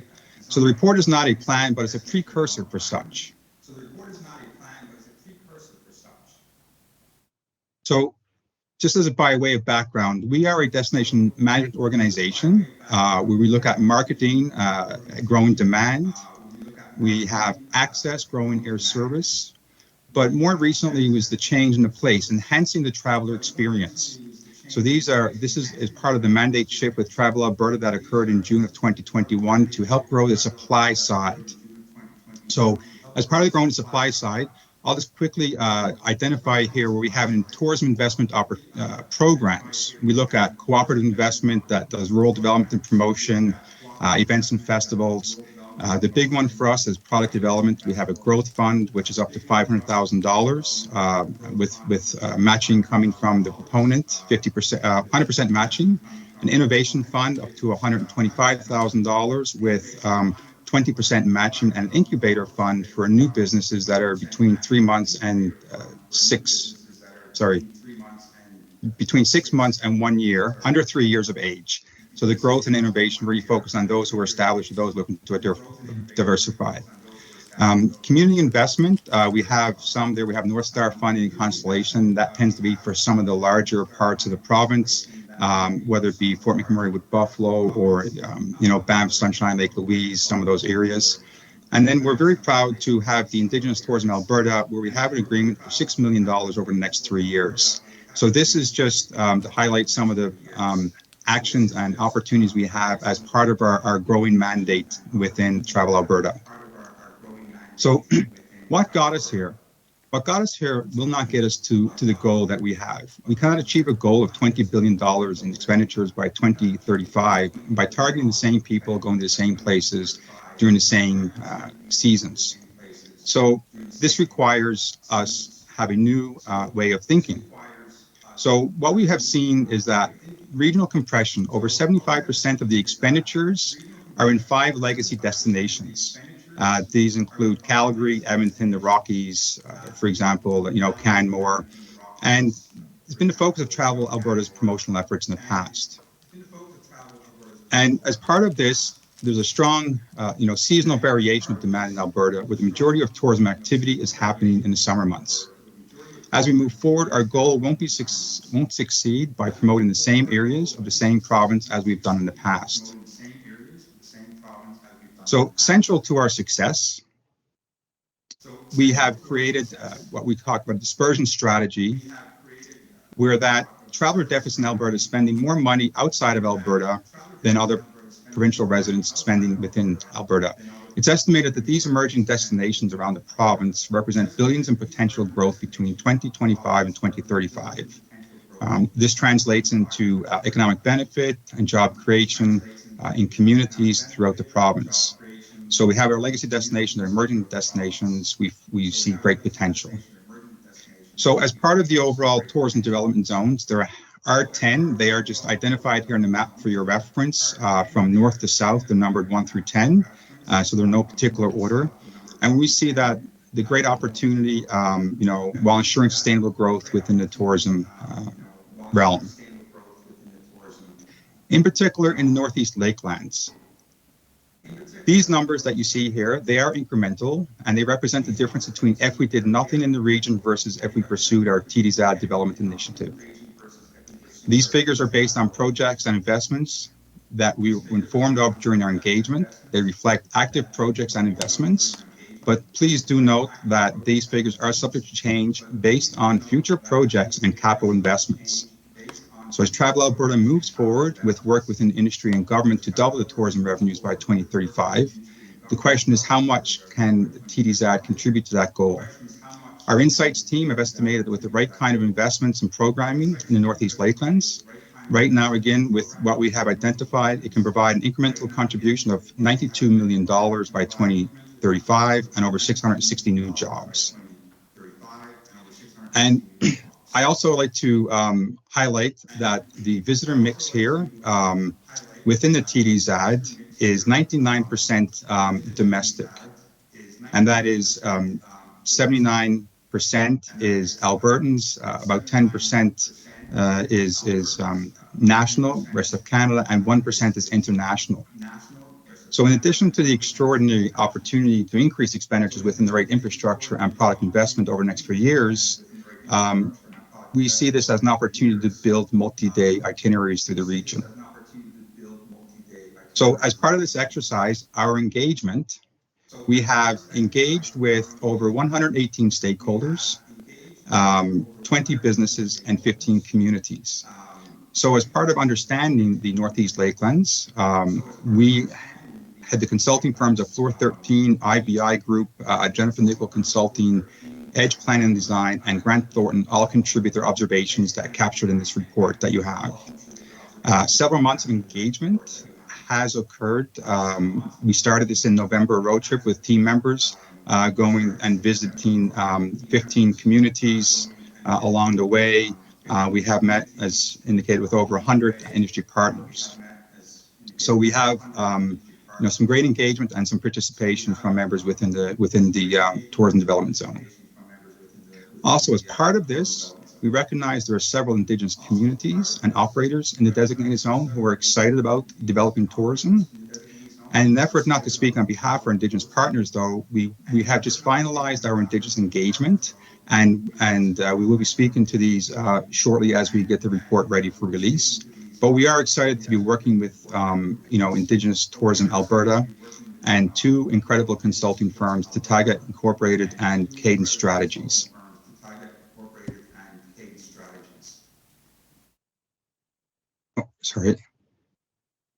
So the Destination Discovery Report for the Northeast Lakelands has been guided by enthusiastic participation. According to the report, builds on current initiatives shared with us, future possibilities and aspirations, and distills into what a number of strategic priorities that would help us to focus on implementation plan moving forward. Some of the key feedback themes we have heard during our engagement and within the community and during our visits, and also our hosting sessions that we held in St. Paul and MAT Crossing in Smoky Lake, is new and expanded product and experience offerings. Recognize partnerships or innovation from existing business owners to help with success. Secondly, there's an interest from stakeholders to work closely together and to collaborate in order to leverage the benefits of tourism. And finally, wayfinding. Wayfinding for entrepreneurs navigating municipal and provincial policies. So again, some of the key themes we've heard during our engagement sessions. Next, I just want to speak to resident sentiment. In terms of residents and success of developing tourism zones across all of Alberta, the TDZAD hinges on the tourism impact on the quality of life for local residents. Quite simply, if it's not good for residents, it's not good for visitors. So it's great to see that 65% of the residents within the Northeast Lakelands Tourism Development Zone would welcome more visitors to their community. This is compared to an Alberta average of 62%. So they're open to seeing more visitors. 59% identify tourism as important to my community. However, this is 59% is comparison to the Alberta total of average of 70%. So the point is here that there's significant work to be done on the communication side of providing more information to residents on this. And finally, 65% view as a strong industry to improve my quality of life. This compares to 61% overall. So it is promising to see the increase here on the improved quality of life and the overall view by residents within the tourism development zone. Next, I'll quickly highlight on Alberta's market demand. Albertans have a positive impression of the area. However, only 23% are likely to visit the zone for a leisure trip in the next 12 months.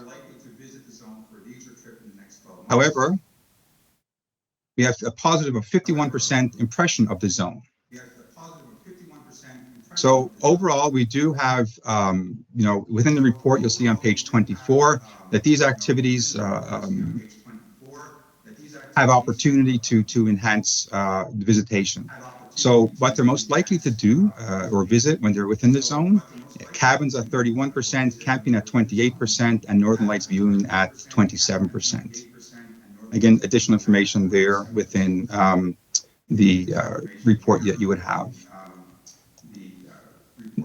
So next, I'd like to touch upon the strengths.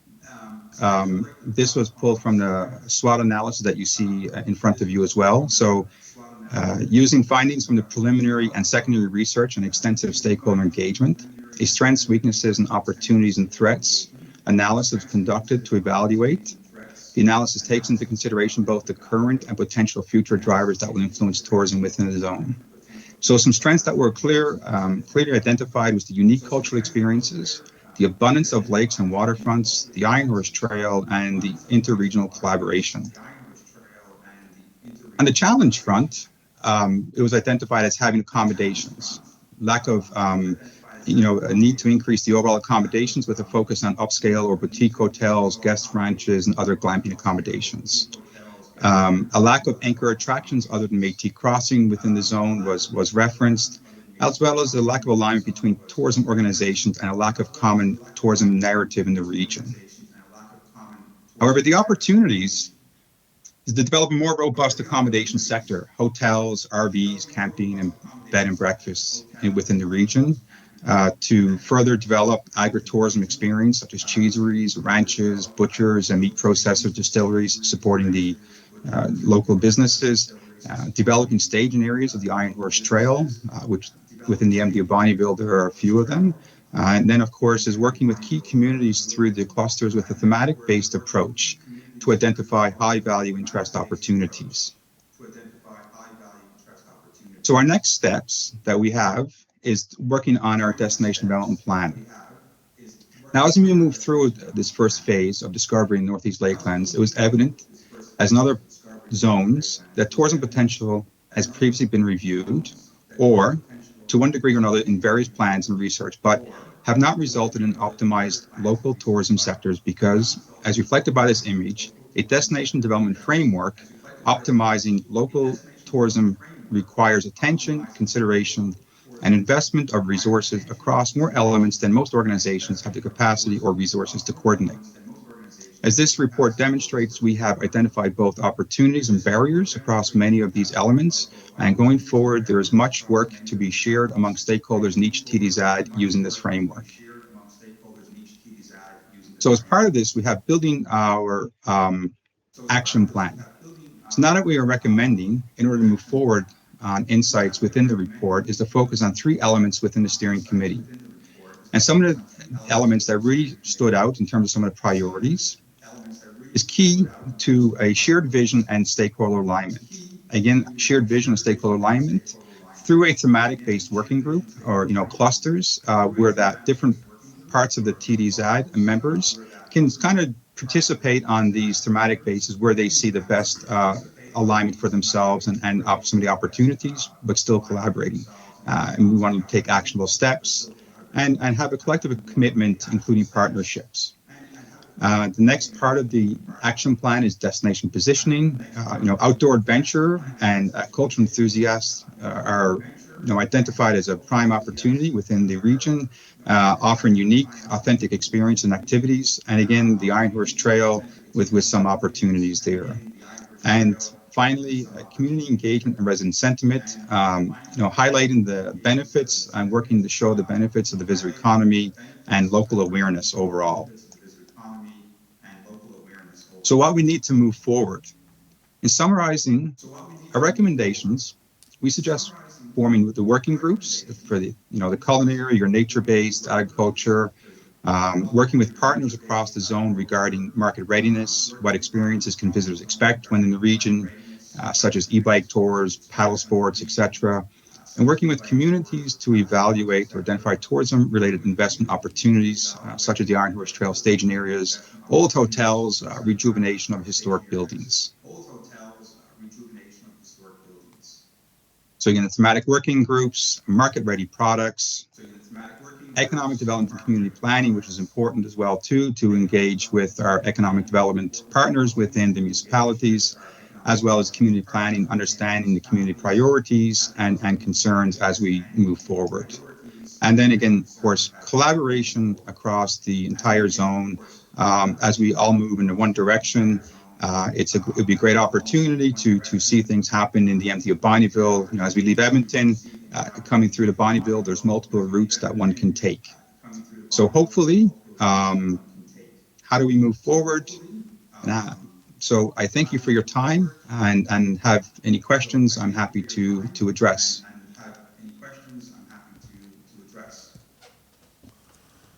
Yeah, we have some questions.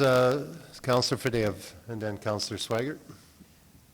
Yeah, good afternoon, Mr. Downs.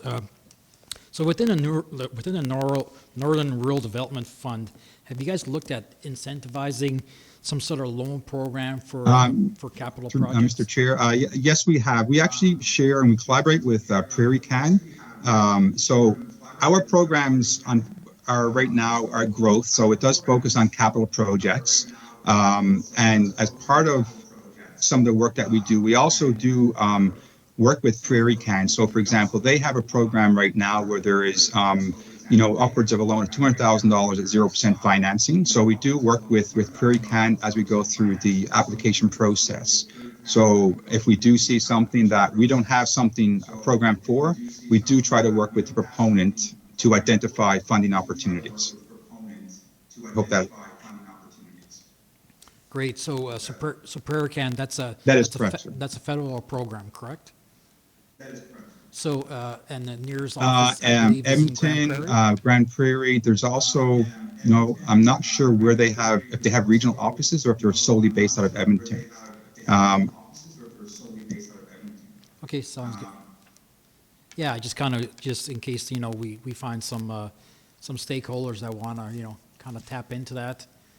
For sure, and always happy to connect people. I currently do that as we speak through folks in the region, and even sometimes allowed to leverage funds where that Travel Alberta funds can be matched with other funds on occasion as well, depending on the program parameters. Awesome, thank you. Hi, Chris. I got two points for you, but the first one is the DMO.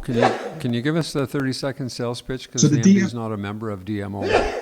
So, so what do you suggest? Can you sell Thank you for the question, through Mr. Chair. I would like to say that the DMO, Travel Lakeland, is the not-for-profit organization there, who's a destination management organization.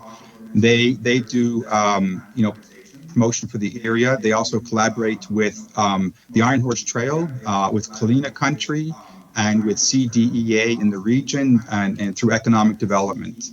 It is a per capita contribution that municipalities pay on an annualized basis. And so far, we have, some new members that's come on in the past 6 months, I believe 3 or 4 municipalities, and they'll be starting in the January because it is a calendar year from January to December. And my apologies sometimes because our government, our single shareholder, the government, our fiscal is, April 1st to March 31st. So overall, we do rely on them, and they help us actually identify economic opportunities. So as they're out in the field, people who are looking to expand or develop their businesses, we do collaborate with Travel Lakeland and also working through other economic development associations or LA Community Futures.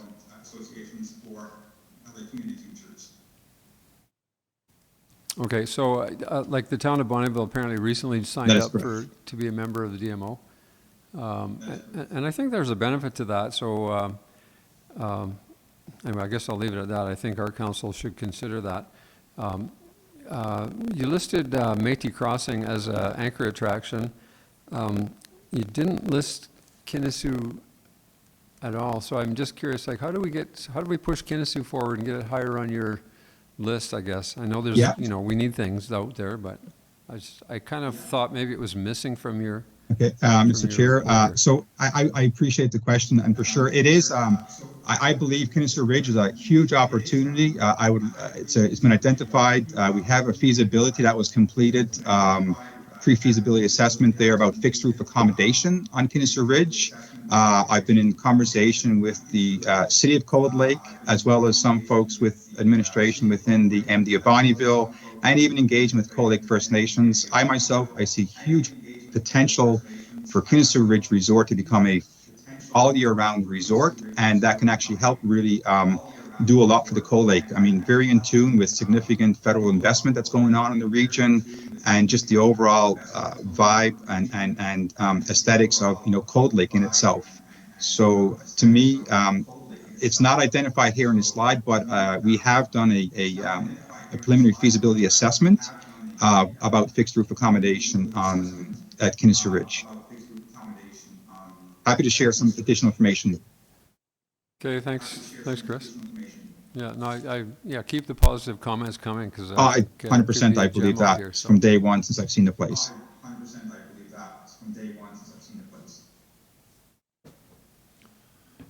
Okay, thank you. Any other questions or comments?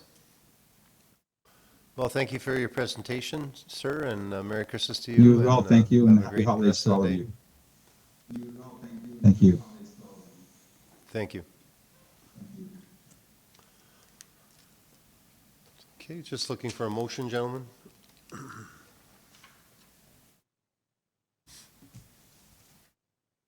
Okay, thank you, Councillor Kraviak, for making a motion on behalf of council. That council accepts the presentation by Travel Alberta on their Northeast Lakeland Tourism Development Zone Discovery Report as information. Any discussion on this motion? Okay, seeing none, I'll call for a vote.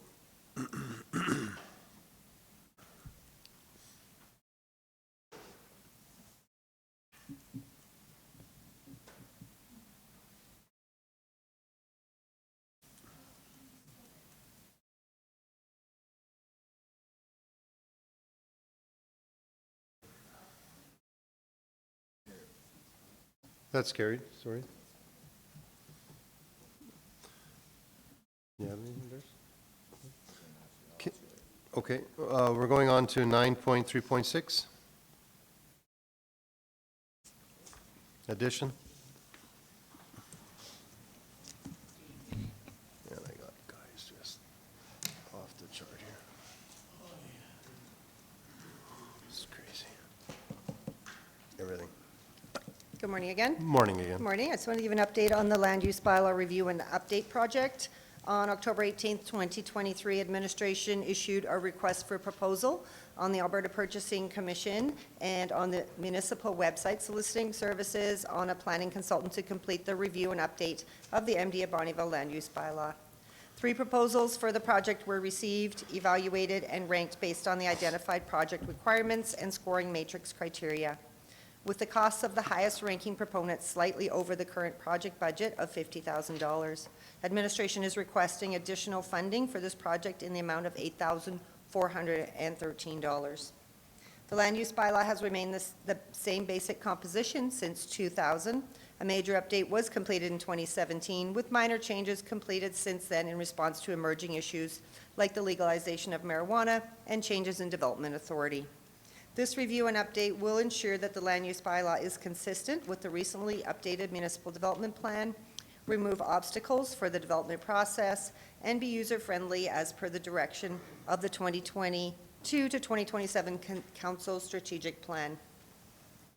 Public awareness for municipal land use bylaws in general has increased. This has changed the project from less of an internal review to more of involved external stakeholder education and an engagement process.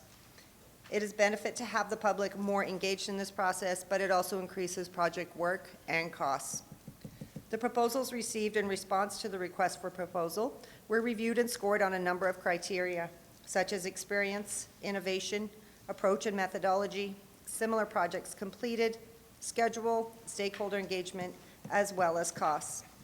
The highest ranking proponent is the most experienced, has completed other land use bylaw review projects, and has completed numerous stakeholder engagements for municipal land and development projects. So administration is recommending that council approves an unbudgeted expenditure in the amount of $8,413 for the Municipal District of Bonnyville Land Use Bylaw Review and Update Project to be funded from cash flow reserves. Excuse me. Thank you. Yes, Councillor Scarson.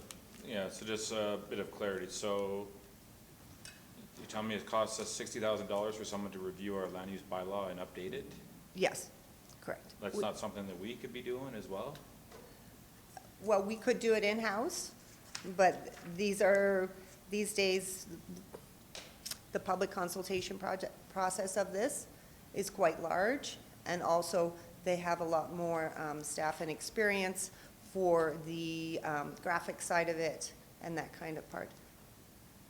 And so we're not allowed to see, like, I'm not voting for someone that might be the same guys that said no to the chickens in that other county, right? So who is this that we're voting on here, right? I'm not proponent 1, 2, 3. That doesn't mean anything to me, so. So I'm not sure without going in camera if we can discuss who the actual consultants were. We should go in camera. Yes, okay. Yeah, we'll make a motion to go into camera then. Okay, we have a motion to go in camera. I'll call for the vote.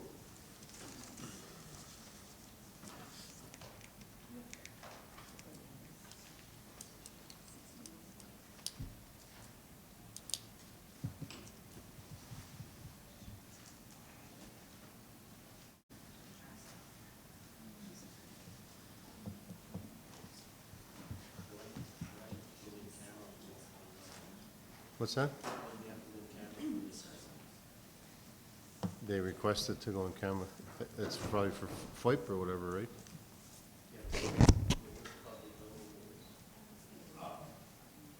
Because the tender has not been awarded.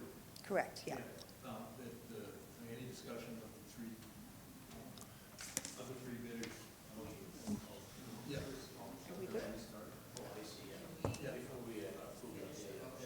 Yeah. Yeah, I know we're. It's not on our screen. Sorry. All in favor?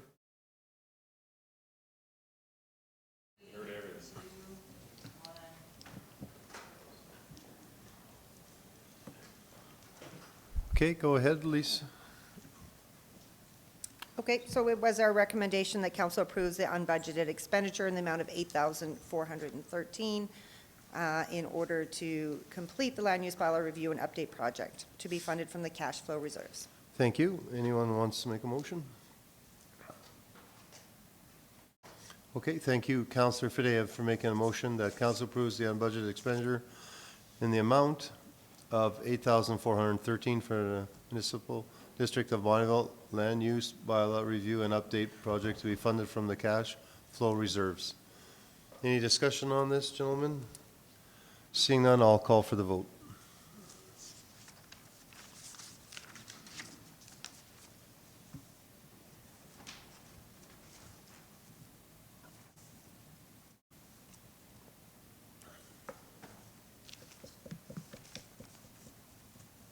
That's carried, thank you. Thank you very much. Thank you. On to 9.4.1.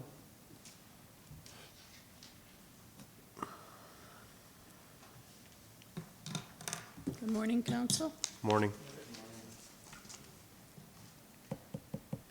So this request for decision is related to policy number C-2B-039, the reserve framework policy. Administration has prepared a new policy to establish a reserve fund framework as a means to maintain consistent standards and guidelines for the establishment and use of reserve funds for Council's consideration. The MD of Bonnyville recognizes the need for prudent business practices that will enhance the MD's financial strength. A reserve framework policy will provide the structure and guidelines for improved financial flexibility, cash flow management, and the ability of the MD to achieve Council's strategic plan while maintaining strong financial health, property tax stabilization, provision of consistent service levels, and reducing the need for debt financing. Appendix A contains the reserve framework policy. Committee has reviewed this policy at the Committee of the Whole meeting on November 21st, at which time they recommended Council approve this policy. It adheres to Council's strategic plan under goal number 1, building a viable and diversified regional economy. There are no cost implications to this project or this policy, and the communication strategy is the policy will be posted on the MD website. The recommended action is that Council adopts new policy number C-2B.039, Reserve Policy Framework Policy as presented. Happy to answer any questions you may have. Thank you. Anyone like to make a motion or some questions? I think we kind of all went over it during our committee in the whole meeting, and doesn't look like anybody has any questions, so I'll make the motion to go forward. Okay, thank you, Councillor Fidea, for making a motion. On behalf of Council, the Council adopts a new policy number C-2B.039, Reserve Policy as, Reserve Framework Policy as presented. Yeah, discussion, Councillor Swaggart. Yeah, I would agree we need a policy to do this. I'm just not sure if this kind of has the meat that it needs, though, to tell us how much money that we should be transferring to reserves each year. So, like, for example, I just pulled up planning development, 158,923 transferred to reserves. So, and every department's doing that. So, how do we set the amount that we're actually transferring to reserves? Because I hate to say this, but I don't hate to say it. If we're transferring a lot of money to reserves, so this year I think it was like 12.5 million we're transferring to reserves. And so, fine if we can account for all that and we know exactly where it's going, but if we want to, we're going to have a tax increase too. So, it's hard to justify a policy like this that just says we're going to transfer everything to reserves without kind of knowing, how much are we controlling that we transfer to reserves.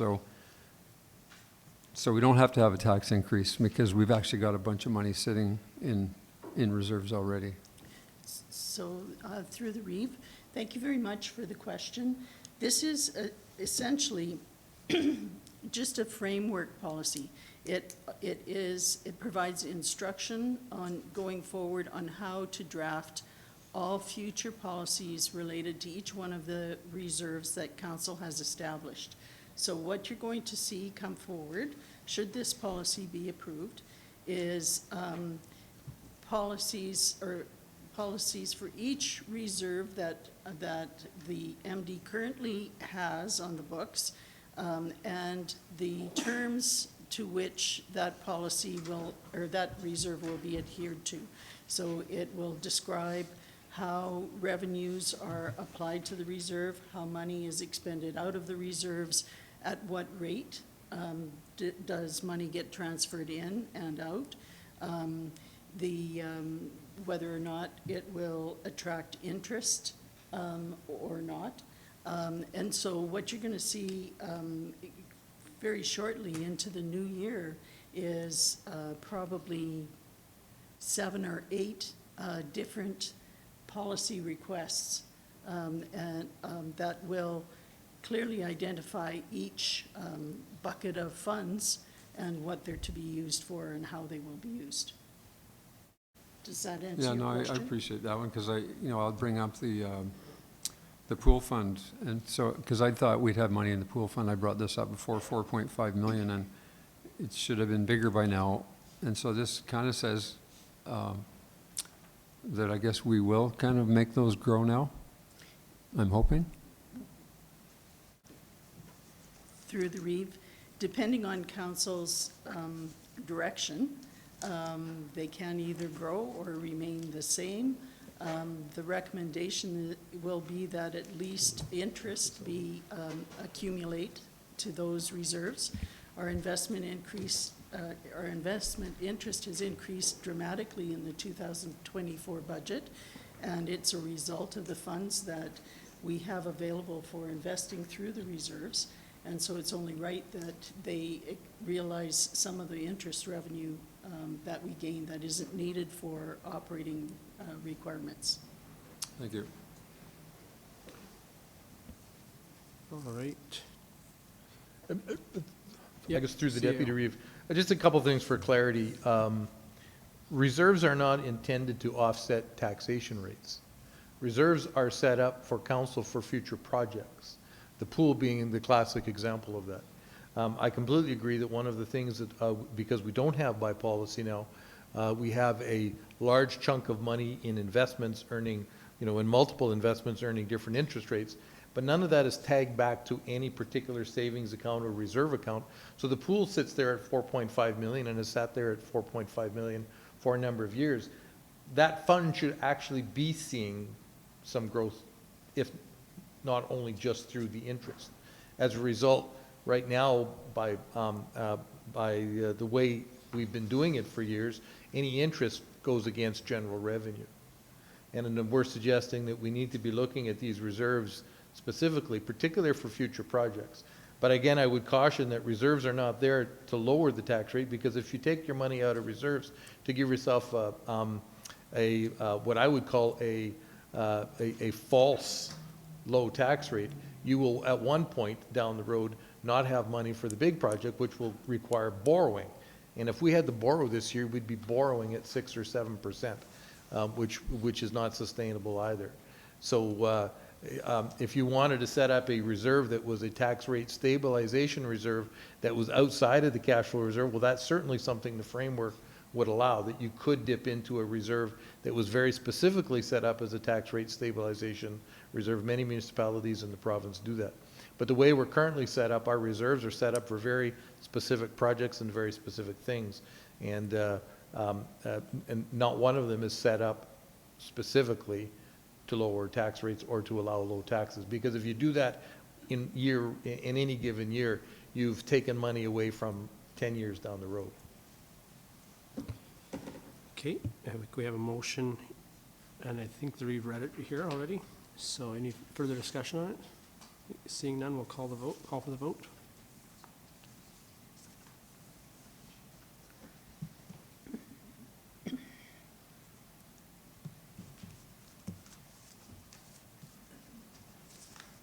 Okay, that's carried. So we'll move on to 9.4.2. Through the chair, this request for decision is on bylaw number 1850, amending master rates bylaw. Administration has prepared an amended master rates bylaw to update Schedule A, master rates and fees schedule for council's approval. Amendments include master rates and fee schedule for water consumption rate, sewer consumption rate, water consumption rate. Basically, it is water, sewer, and bulk water rate increases. At the time the initial report was brought to council, there was a typo on the sewer consumption rate, and the rate increase reflected 1.03 to 1.73 per cubic meter. That was incorrect. It should have been 1.03 to 1.13. That rate has been corrected with this report and with the attached bylaw. So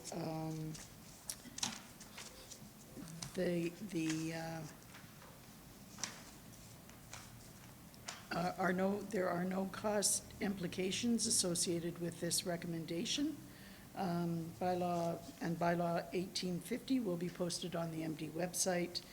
The recommendation is that bylaw number 1850, being a bylaw of the Municipal District of Bonnyville, number 87, to amend the master rates bylaw, be given second reading as amended. And further, if that motion is successful, that bylaw number 1850 be given third reading. All right, thank you. Just looking for a motion.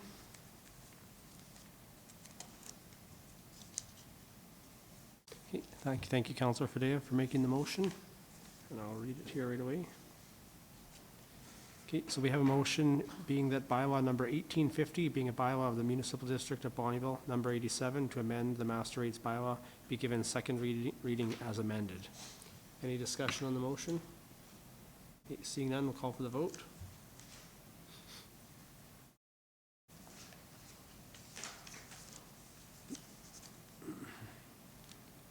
That's carried. Looking for a motion for third reading.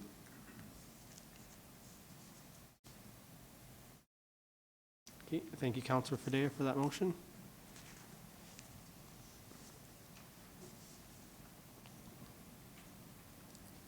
And I'll read.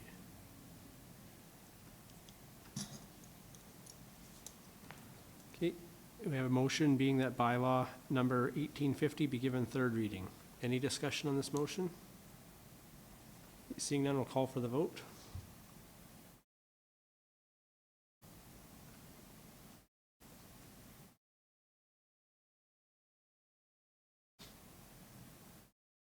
Okay, that's carried. Thank you.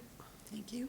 We'll move on to 9.4.3, bylaw number 1851 to amending bylaw number 1686, dividing assessment class 2 into subclasses.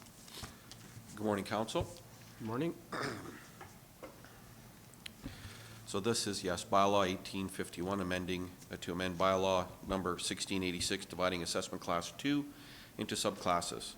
Administration is proposing changes to bylaw 1686, dividing assessment class 2 non-residential into subclasses, to propose amending business owners' declarations from annually to a minimum of once every 3 years. The declaration is confirming business employee count for the purposes of qualifying for the small business subclass. The proposed amendment to current bylaw 1686 will replace the existing section 4 of bylaw 1686, requiring annual declarations by businesses to qualify for the small business classification, to a declaration occurring at minimum once every 3 years. Distribute the administrative resources as needed to update the small business qualifications list from annual to once every 3 years at minimum. Remove the annual requirement by business owners to annually declare the same information, and if a business misses the deadline, not qualify for the small business classification. Continue to enable administration to send out individual declarations as needed to property owners that have not sent in a declaration to qualify for small business classifications but would like to do so. Continue to enable administration to meet the provincial assessment audit reinspection cycles of at least once every 5 years. Attached for council's review, Appendix A, draft bylaw 1851, amend to bylaw 1686, dividing assessment class 2 non-residential into subclasses. And Appendix B, bylaw 1686, which is the original dividing assessment class 2 non-residential into subclasses. Relevant legislation is 297 of the Municipal Government Act.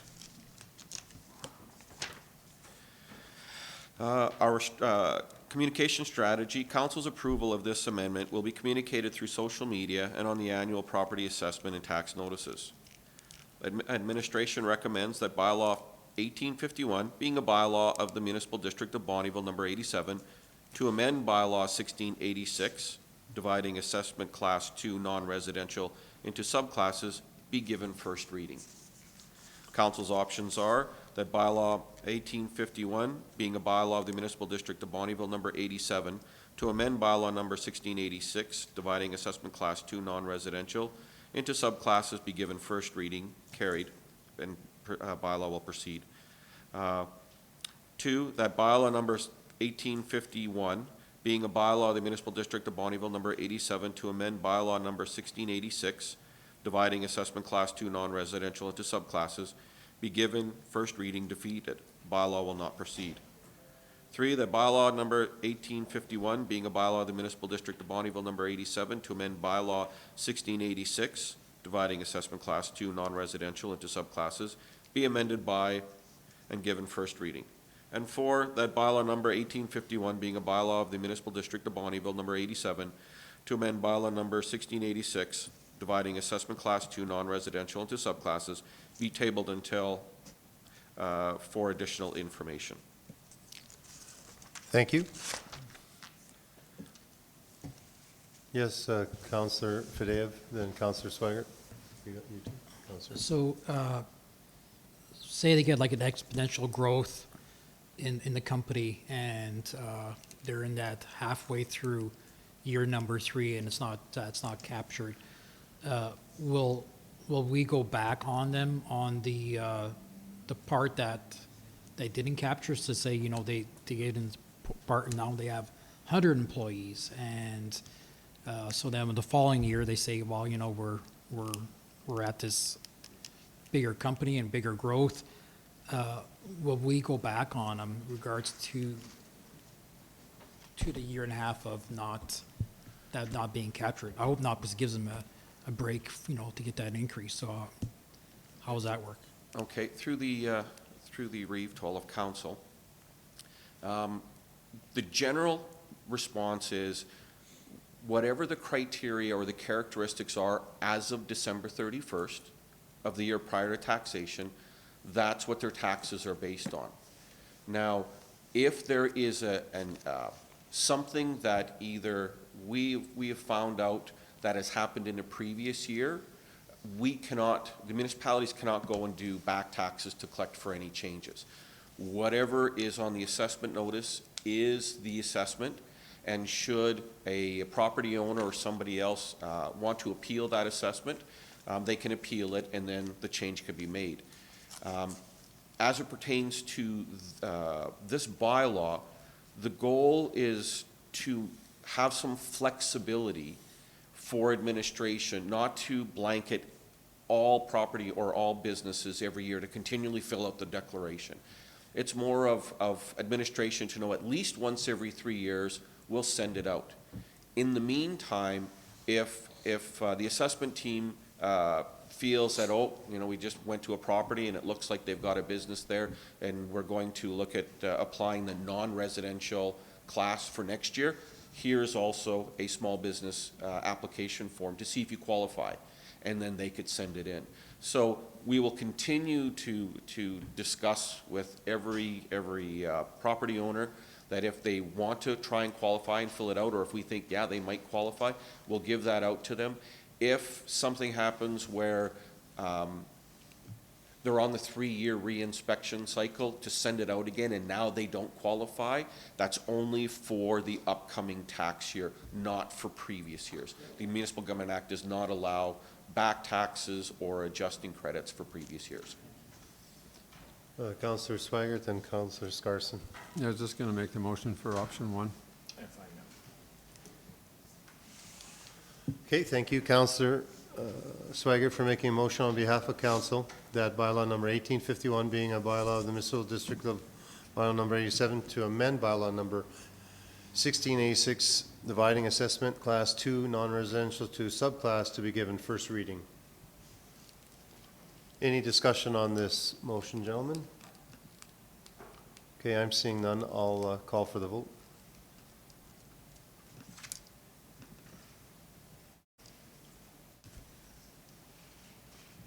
That's carried. Thank you.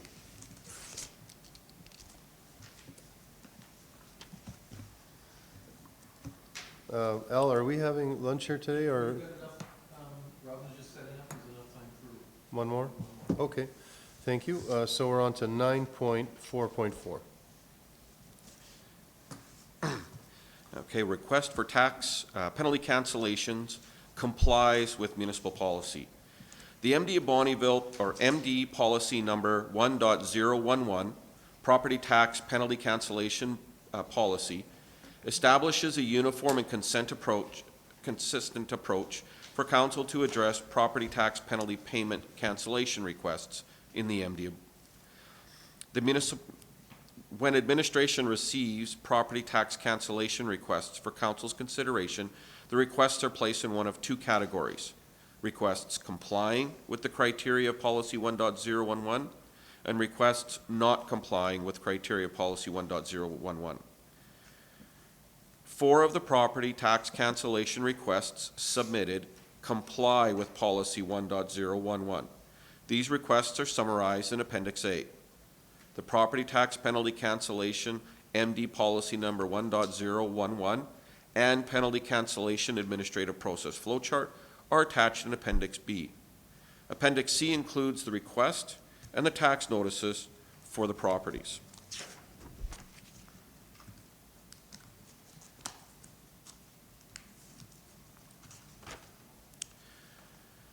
Approval of this recommendation will result in a reduction of property tax penalty revenue of $834.06. Council's decision will be communicated to the property owners through telephone calls and follow-up letters. Administration recommends that Council approves the cancellation of tax penalties in accordance with the municipal policy as follows. For tax roll 6106052040, cancellation of $46.54. Roll 6106052047, a penalty amount of $49.73. 6102262001, $239.68, and 6301034006, $498.11.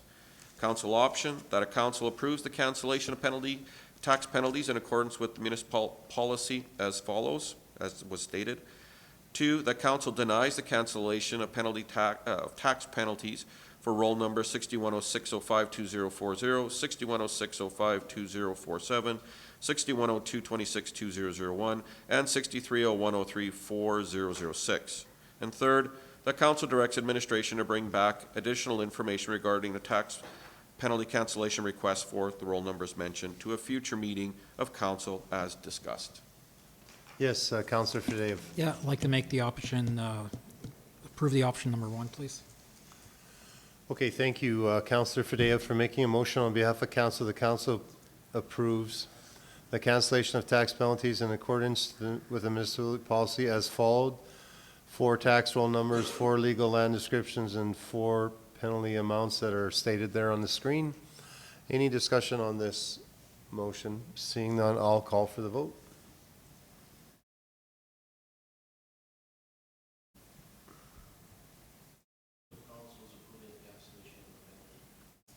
Yeah.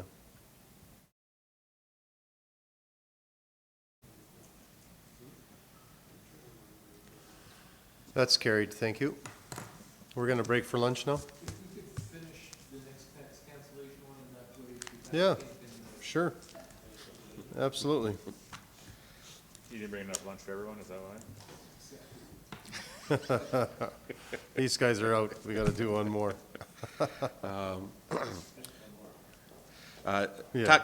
Tax penalty cancellation on roll numbers 620935-1001 and 610925-2001.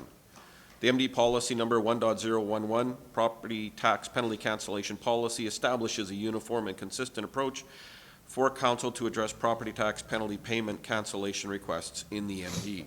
When administration receives property tax cancellation requests for council's consideration, the requests are placed in one of two categories: requests meeting the criteria of policy 1.011 and requests not meeting with criteria of policies 1.011.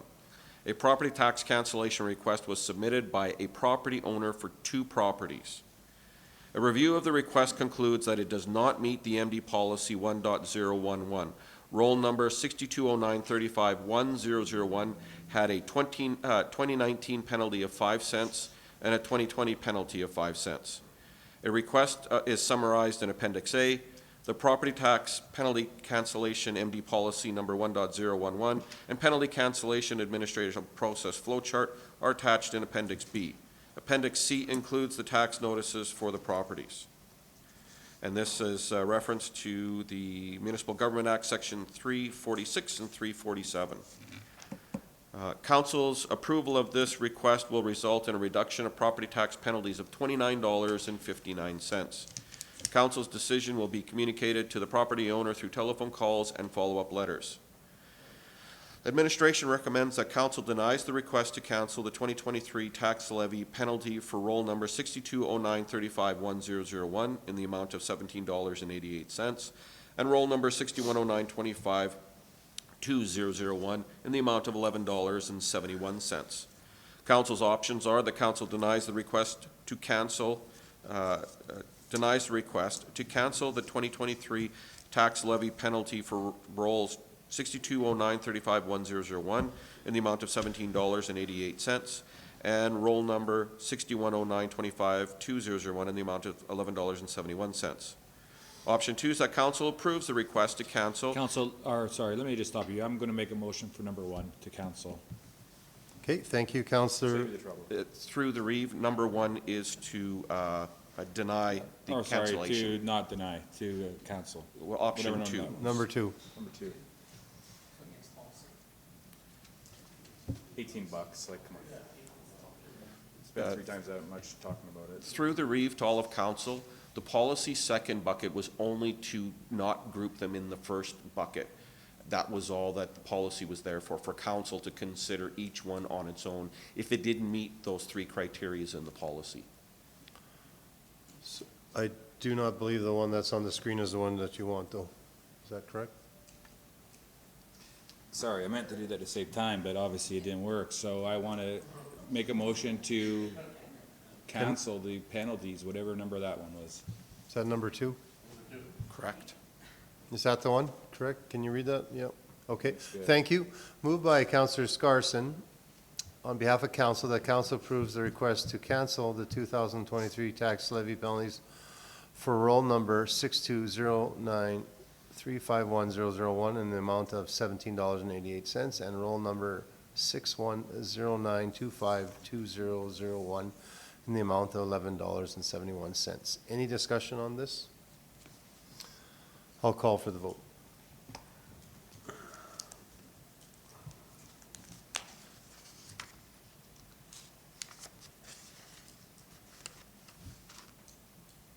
That's carried. Thank you. Thank you. Now we're going to break for lunch.